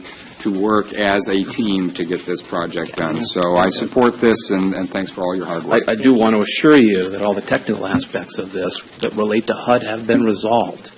We've developed appropriate language that would go in the disposition and development agreement dealing with the development, the job production, the set-asides for low and moderate income, and so on and so forth. And Mr. Beard participated actively in that process, and his partner, Mark Sandoval, to ensure that it would work from the developer's perspective. So we just need the final project and the final tenants, and this thing will start to happen very quickly. Any other comments? Okay, we have a motion and a second, and we have the vote. Would you please announce the vote? With all due respect, I'd like to ask that the mayor explain why he recused himself. The Brown Act, I believe, requires that, and we certainly have a precedent in this city to do that. But I will announce the vote was... We can ask him to do that on I wanted to do that while... Okay. Right. No, I wanted to make that announcement before we move to the next item. And so on item 24, the motion to approve was made by Mr. Mulvihill, the second by Mr. Valdivia, and the item passes 7-0. Thank you. Thank you.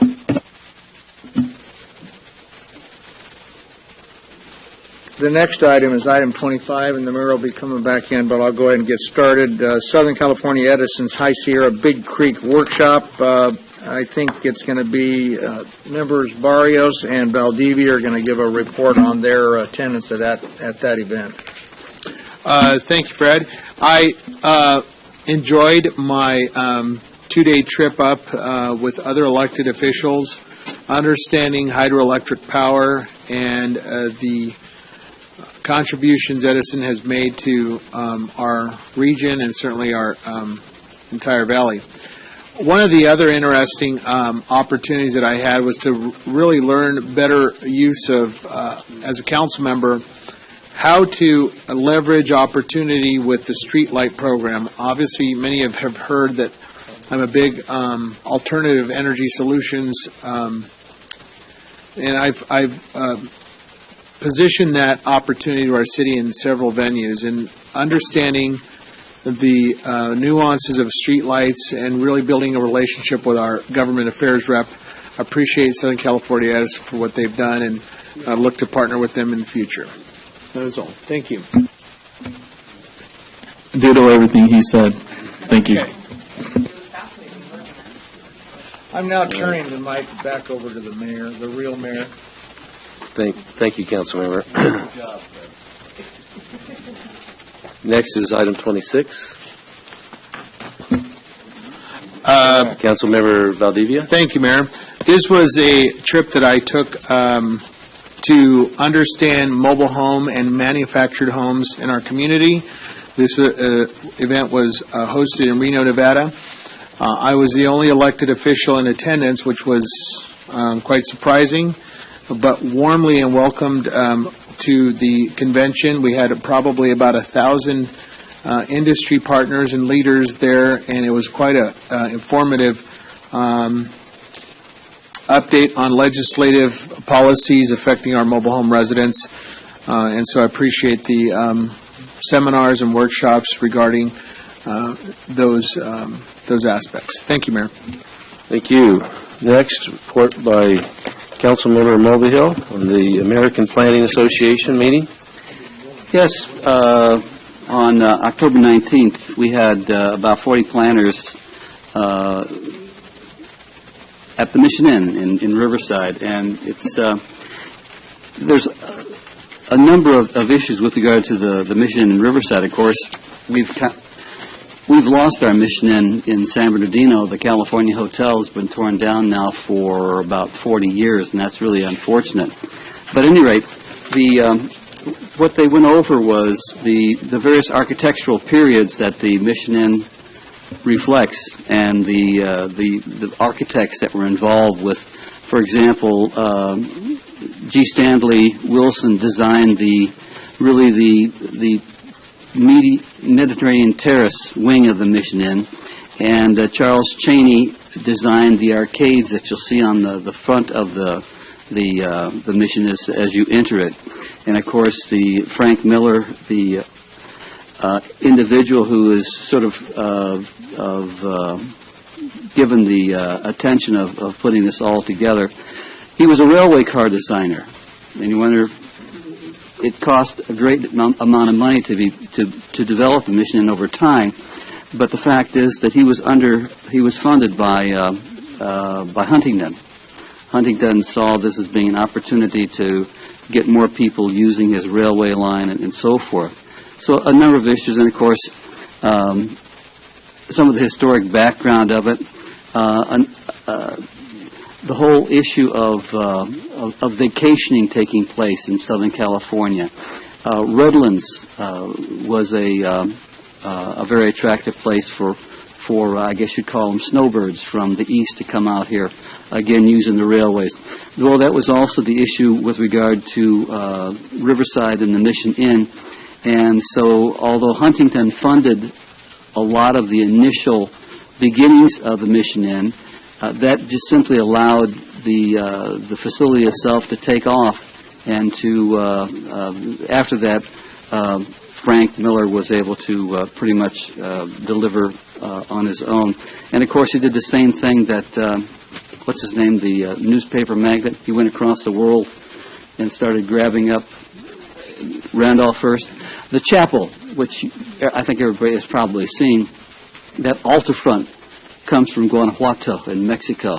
And I visited Guanajuato over a weekend a number of decades ago, and that altar front just fits in so well with many of the chapels that are in Guanajuato. So it's not too surprising, but again, it's just reflective of the era of where wealthy Americans going around the world and kind of picking up iconic trappings of other areas.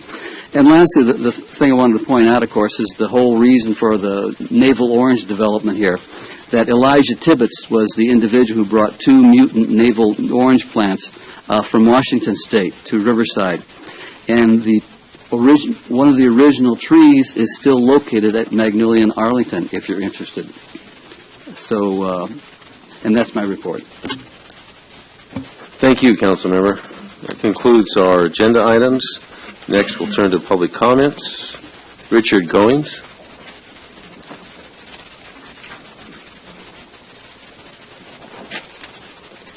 John Segovia.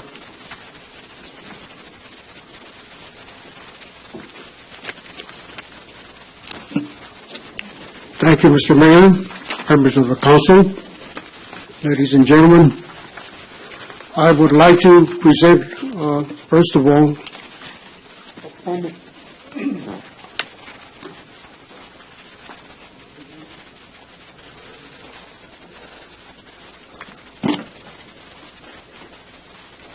a formal petition on behalf of the residents in my community, surrounding area of the neighborhood.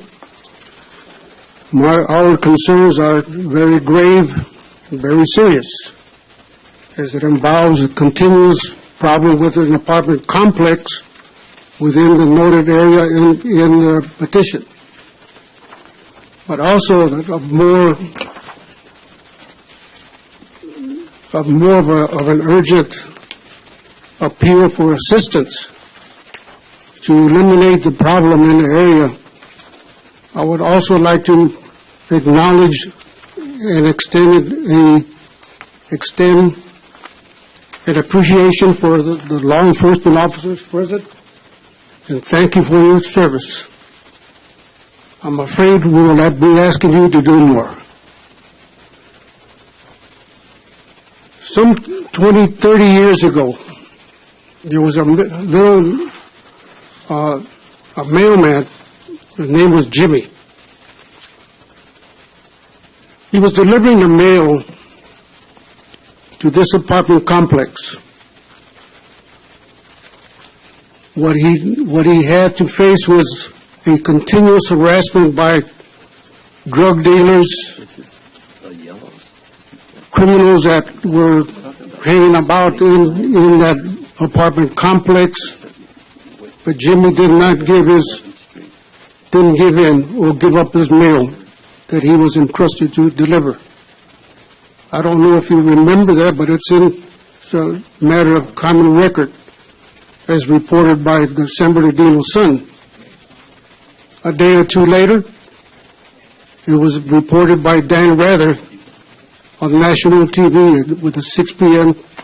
news. That was at the time of Mayor Holcomb's administration, and it continues to this day. It's a real problem. Most of the 80% of the individuals who signed this petition are elderly. Many are disabled. There are extended family members in various residences. So I am acting as your spokesman today, and we need your support. And thank you for this time. Thank you, Mr. Segovia. Mr. Mayor, Appreciate City Manager. Sir, Mr. Scovia. Mr. Segovia, is your telephone number and contact information on this? Good, on page, okay. We didn't have quite enough copies, so I will make sure I get a copy. If you have, well, actually, I have one now from Councilmember Mulvihill. We will contact you and work with you to assist in resolving this. And this isn't the first time he brought that up. We've actually had a meeting in his home, and he recently stated to me before the meeting that over the weekend on November 11th, that his house was sprayed with bullets, and I think 7 went into his house. Okay. And so that's why we need to get some attention over there quickly. Yep. Thank you. Thank you, Councilmember. Thank you, City Manager. Robert Porter.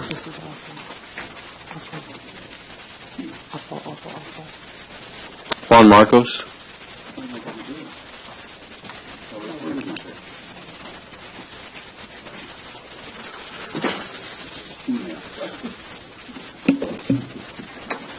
Good evening, respectable city mayor, respectable members of the city council,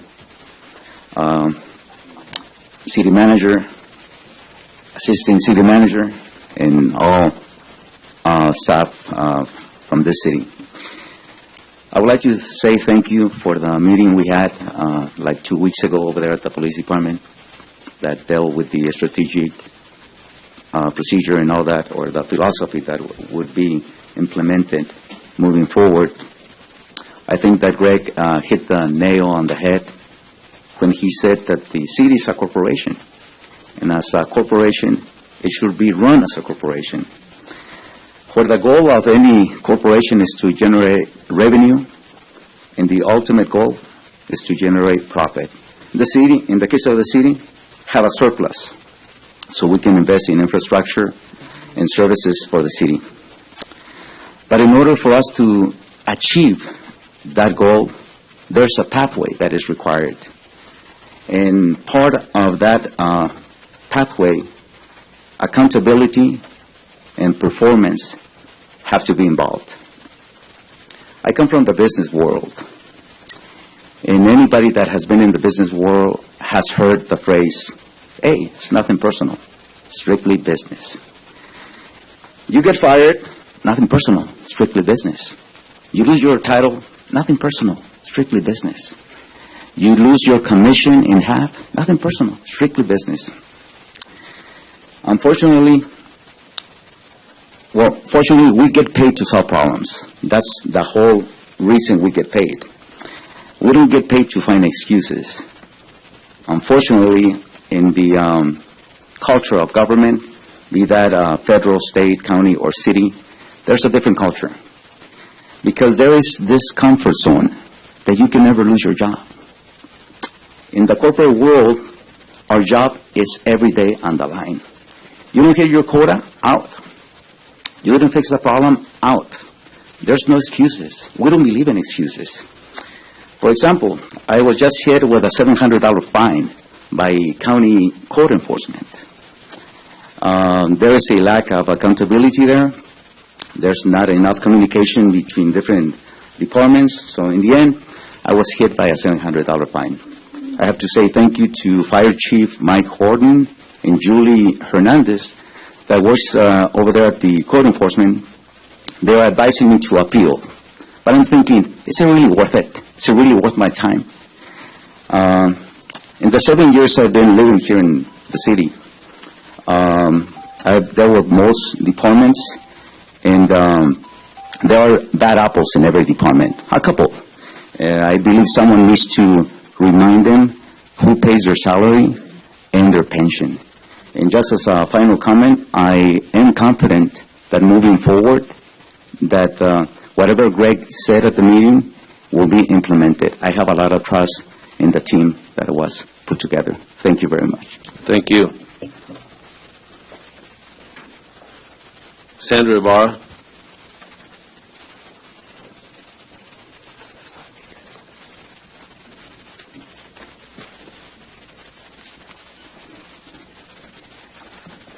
Does my time start at 0? Thank you. I missed speaking on item 21 for the cultural development construction fee, but I'll keep it short. I would just recommend, please do not forget fine arts, cultural enrichment. Our community needs a revival. The main issue I had for today was quality of life. We've had several instances in my block also. We do need, city manager, please respond to our emails. We had last week the vacant home next to the Palma Apartments, Section 8. That home was broken into. They're trying to rehab it. They stolen over $100 or $1,000 worth of items. The following weekend, on Friday night, we had a drive-by shooting. I called PD. I made my call, and we didn't know where it happened. All I heard was tires screeching. The next morning, I found out that that vacant home again received a bullet. It went from the backside, and I grew up very, very intrigued by CSI. And I followed the trajectory of that bullet, found the bullet. We found which way it came from, and it came from those apartments. There are people sleeping in those garages in the back by the alley. We have a toddler in there, a mom in there, and I've reported this to PD at the evening with the cop. Nothing's getting done, but yet the homeowners are the ones getting retaliated against. And the property owner at that address was pretty upset. As soon as I found out where the bullet hit, I did call dispatch. They said, we'll have an officer out. That was at 9 in the morning. Officers weren't able to make it until 3 p.m. that afternoon, and their excuse was that they had a lot of phone calls. Do we or do we not have enough PD? That is the concern. She was also pointing out to me the trees. For some reason, I did see the tree trimming south of Baseline a couple months ago. I thought they're almost on their way. So I've been telling my neighbors they're on their way to our blocks. Next thing I hear is that north of Highland, trees were getting trimmed. What happened between Baseline and Highland? We have overgrown trees that are falling down already. So my concern is quality of life. If you guys have decided to put all that money of the cultural development construction fee back into the general fund, when you do your budget for the following fiscal year, do not forget the importance of cultural enrichment in our community. As a community member, I am helping gather posadas for this December, just to get more people out in their community and get involved. So please, City Manager, you are the CEO, and I'm looking to you for the answers. Thank you. Thank you. Mr. Mayor, I would note, I did receive the emails this weekend. Unfortunately, our police department, I did verify, we did have a number of very high priority calls earlier than that. They were able to get out, and the tree is being scheduled to be trimmed. Thank you. We are aware of the concerns. I also am aware of the concerns related to the apartment building, and that is part of the reason why I think it's so imperative that we begin to look at all of our enforcement strategies and make sure that we're being effective when we're being out there, because we have been out to that apartment, unfortunately, numerous times and don't seem to be making any progress. Thank you for that report. Just a comment. With that last report from Senator Ibarra, that makes it 4 concerns in the second ward in the past 2 days. Actually, I think it was 5 about safety.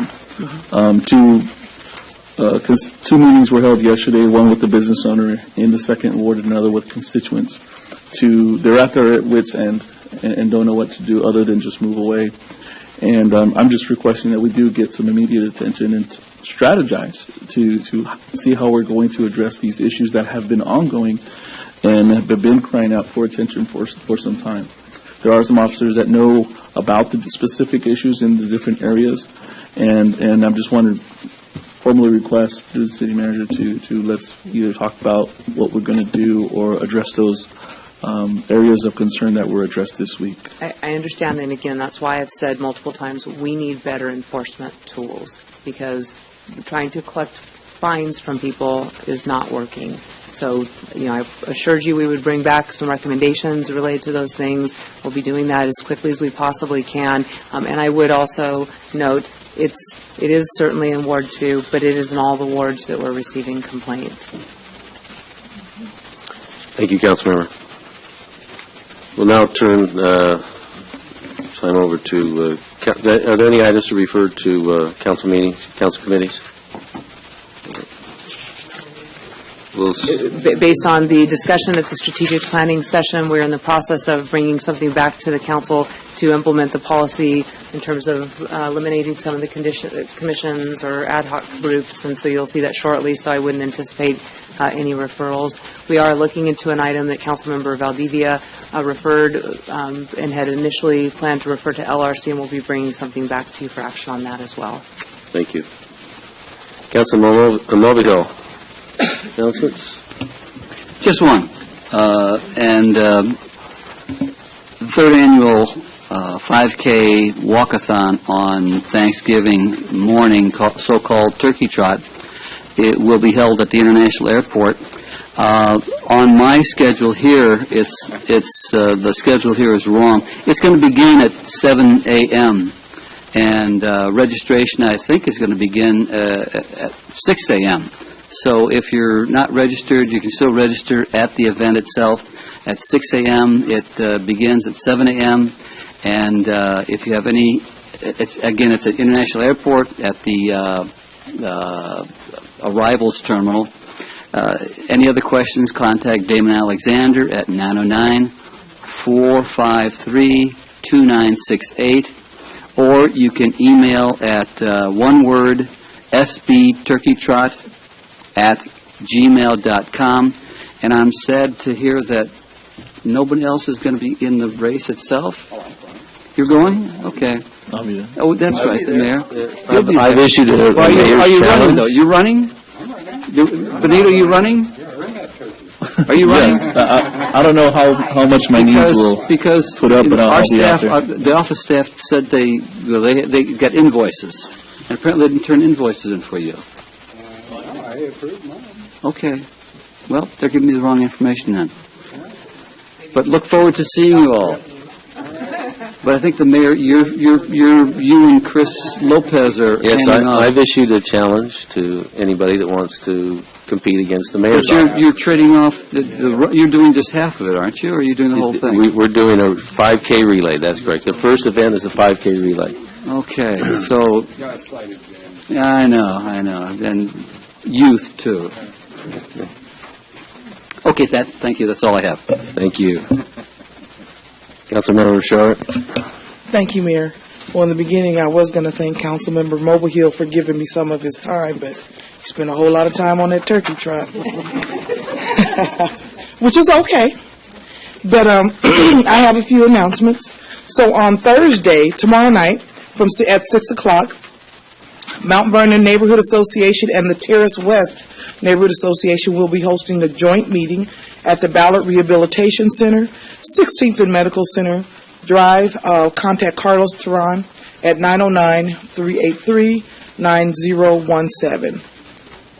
Also on Friday, November the 17th, a Coma Unity Center community dinner at Ann Sherrill's Park will be at 1367 North California Street. Contact Jennifer Escobar. I'm sure I'm saying that wrong. 909-217-7956, and that will be Friday from 6 o'clock p.m. to 8:30. Saturday, November the 18th, from 8 to 11, there will be a residential community dump day at Ann Sherrill Park, 1367 North California Street. Please take all of your dumping to Ann Sherrill Park and not on the streets. Thank you. From 10 to 2 the same day, St. Paul African American Episcopal Church will be having their 9th annual Share and Care Day, offering community outreach, health care services, food baskets, clothing giveaways, etc. 1355 West 21st Street.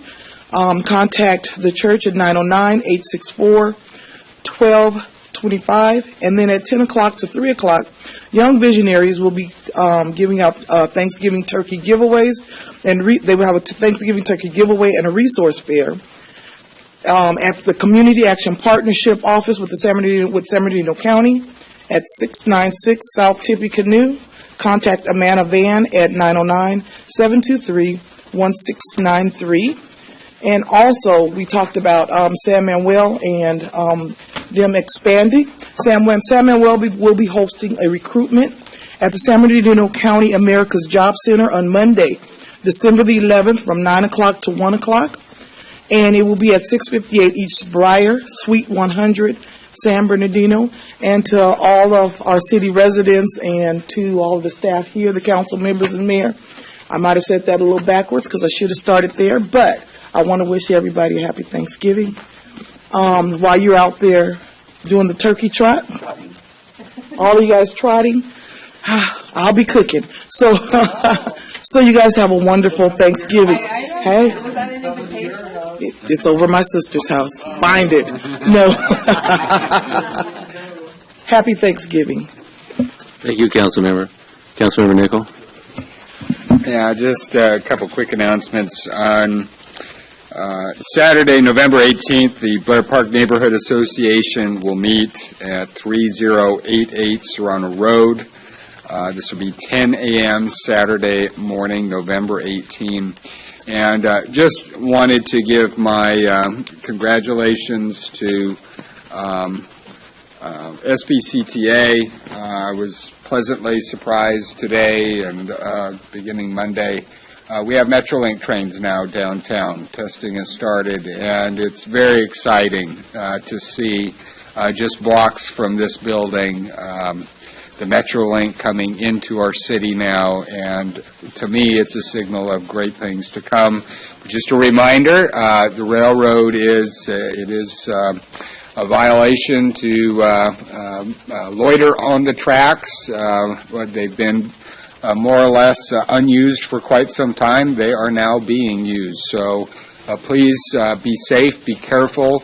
We do have trains now coming into downtown. When those signals light up and start making noises, it is probably because there is in fact a train going through the city. So, but thanks to our mayor, to all the members of the board, and to our community for sticking this out, and it's really exciting to see this happening now. So, thank you, Mayor. Thank you, Councilman Schritt. Thank you, Mayor. I have just one, other than Thanksgiving wishes to everybody. Have a great holiday, and I'll be at the turkey trot cheering you on, Mayor. I won't be running. The only announcement I have is for the Dr. Nag, that's better known as, it's actually the Del Rosa Neighborhood Action Group, better known as Dr. Nag. Their regular scheduled meeting on this coming Thursday, that'd be tomorrow night, I guess, tomorrow night at 7 p.m. at the Native Sons of the Golden West building. That's at 2701 Del Rosa Avenue. That's right at the corner of Del Rosa and Date Place. For contact information, you can contact Claudia Oakes at 909-882-3033. Unfortunately, I have a conflict. I won't be there tomorrow night, but I understand the program will be our quality of life team will be there tomorrow night talking about what they do in our community. And of course, I think it goes without saying that they really are doing a fantastic job, and it's paid off to work with that group and to keep them going. Thank you, Mayor. Thank you, Councilman Valdivia. Thank you, Mayor. I wanted to send my Thanksgiving well wishes to all residents and our taxpayers. Happy Thanksgiving to you and your family. Also want to encourage local shopping at Inland Center Mall. They'll be open Thanksgiving, actually today, Thanksgiving that evening, 6 p.m. to 12 midnight, and then on Black Friday, 6 a.m. to 10 p.m. On Black Friday. So we want to encourage all of our residents to shop locally and support our Inland Center Mall. Thank you, Mayor. Thank you, Councilman Barrios. Thank you, Mayor. Just want to remind everybody, tomorrow, November 16th at 4 p.m., Common Ground for Peace is doing a prayer walk to end urban gun violence, starting at Our Lady of the Rosary Cathedral at 2525 North Arrowhead Avenue, and going to at midpoint First Congregation UCC at 3041 North Sierra Way, ending at back at Our Lady of the Rosary Cathedral. For more information, call 909-253-9147. And on this Friday, November 17th, from 8:15 to 9:15, you're invited to join the Men Mob with the fellas at Cal State University. There's no information as far as who to contact, but show up and encourage our college students. Next week, November 22nd, right day before Thanksgiving at 9 a.m., the Southwest District Coffee with the Cop is taking place in the Muscogee area at the Jack in the Box, 1411 West Highland Avenue. For information on that meeting, call Eileen Hards at 909-384-5694. And I wanted to mention that on November 3rd, the mayor and the common council, and along with our city manager and some staff, we had a strategic planning session to really take our council to the next level of performing and getting our city in place. And some of that is learning about ourselves and learning what's going on and what we need to correct in the city. And we haven't had many opportunities to just speak openly about issues, and this was the beginning of other issues or other meetings that we will have, and it's going to be led by Greg Devereaux, and extraordinary, amazing man who will be implementing some leadership upon us to help guide this council and this body to ensure that San Bernardino does make an effective and prosperous transition out of bankruptcy. And happy Thanksgiving, everybody. Bye-bye. Thank you, Councilmember. Councilmember Marquez. Thank you, Mayor. Just a couple of announcements. I would like to thank everyone for attending the 17th Annual Veterans Day Salute and Parade, which took place last Saturday. A rough count reveals that we had over 2,700 guests in attendance. It was probably the biggest turnout we've had in a while. The flyover was a huge hit. It went by twice, and that was a real sight to the senses. Special shout-out to our committee, to Parks and Rec staff, including the young lady that I have a lot of respect for and admire, Miss Cynthia Alvarado. Thank you, and June Tickmeyer and the rest of Parks and Rec staff. You guys really outdid yourselves. Public Works, the PD, Assistant City Manager, thank you, Terry, for being there. And the many hardworking volunteers, vendors, event participants, and to our veterans, including our special honorees. This day was for you, and for those that did not attend, it was very heartwarming to see one of our honorees, and that was our Grand Marshal, our very own San Bernardino Police Department Lieutenant Rich Law, who was U.S. Marine Corps. I think he was a little bit overwhelmed, I might say, but in a good, positive way. And to the mayor and my colleagues for attending this event. I think 6 out of 7 of us were there, and so I want to thank you for that. We're already planning for next year. At this time, I would like to congratulate Raymond and Jesse Guajardo as they celebrate their 70th wedding anniversary on Thanksgiving Day. They were scheduled to be recognized earlier in the council meeting, but they were unable to attend. So if you're watching this council meeting, my congratulations to you. You're truly a shining example of love. 70 years, that's like 7 decades. It's hard for me to even think about it. But anyway, love you guys. I would also like to wish everyone a wonderful and safe Thanksgiving holiday, and I will be attending the turkey trot as a spectator. Thank you. Thank you. City Attorney? I rarely have, but I'd like to also congratulate Ray and Jesse Guajardo. They were my neighbors when I was a young boy growing up in San Bernardino, and I was very close to them and their children. So congratulations on 70 years, and best wishes to you and your family. Have a happy Thanksgiving. City Clerk? City Manager? Nothing to announce, sir. All right, thank you very much. I, too, want to extend my best wishes to happy Thanksgiving. There's a lot to be grateful for. We are all very blessed to be able to live at this time in our nation's history, even though we do have a lot of challenges. There's an awful lot of good that takes place every day in our community, and you saw that with the presentation of those from Cal State who were recognized. And many people take that lead and do come out and try to make our community better. And we thank our community for all of their efforts. And this meeting, I do want to just announce that when I spoke with Turkey Trot organizers, they'd indicated that they'd already had about 80% increase in sign-ups. as of the point in time I asked them, which was last week. So so once again, it's a mayor's challenge. We had a very good event last time. Gary Sines was fun to race against. And and thank you again. This meeting is adjourned until Monday, November the 20th at 4 p.m., a joint meeting to be held with the Water Board. Thank you.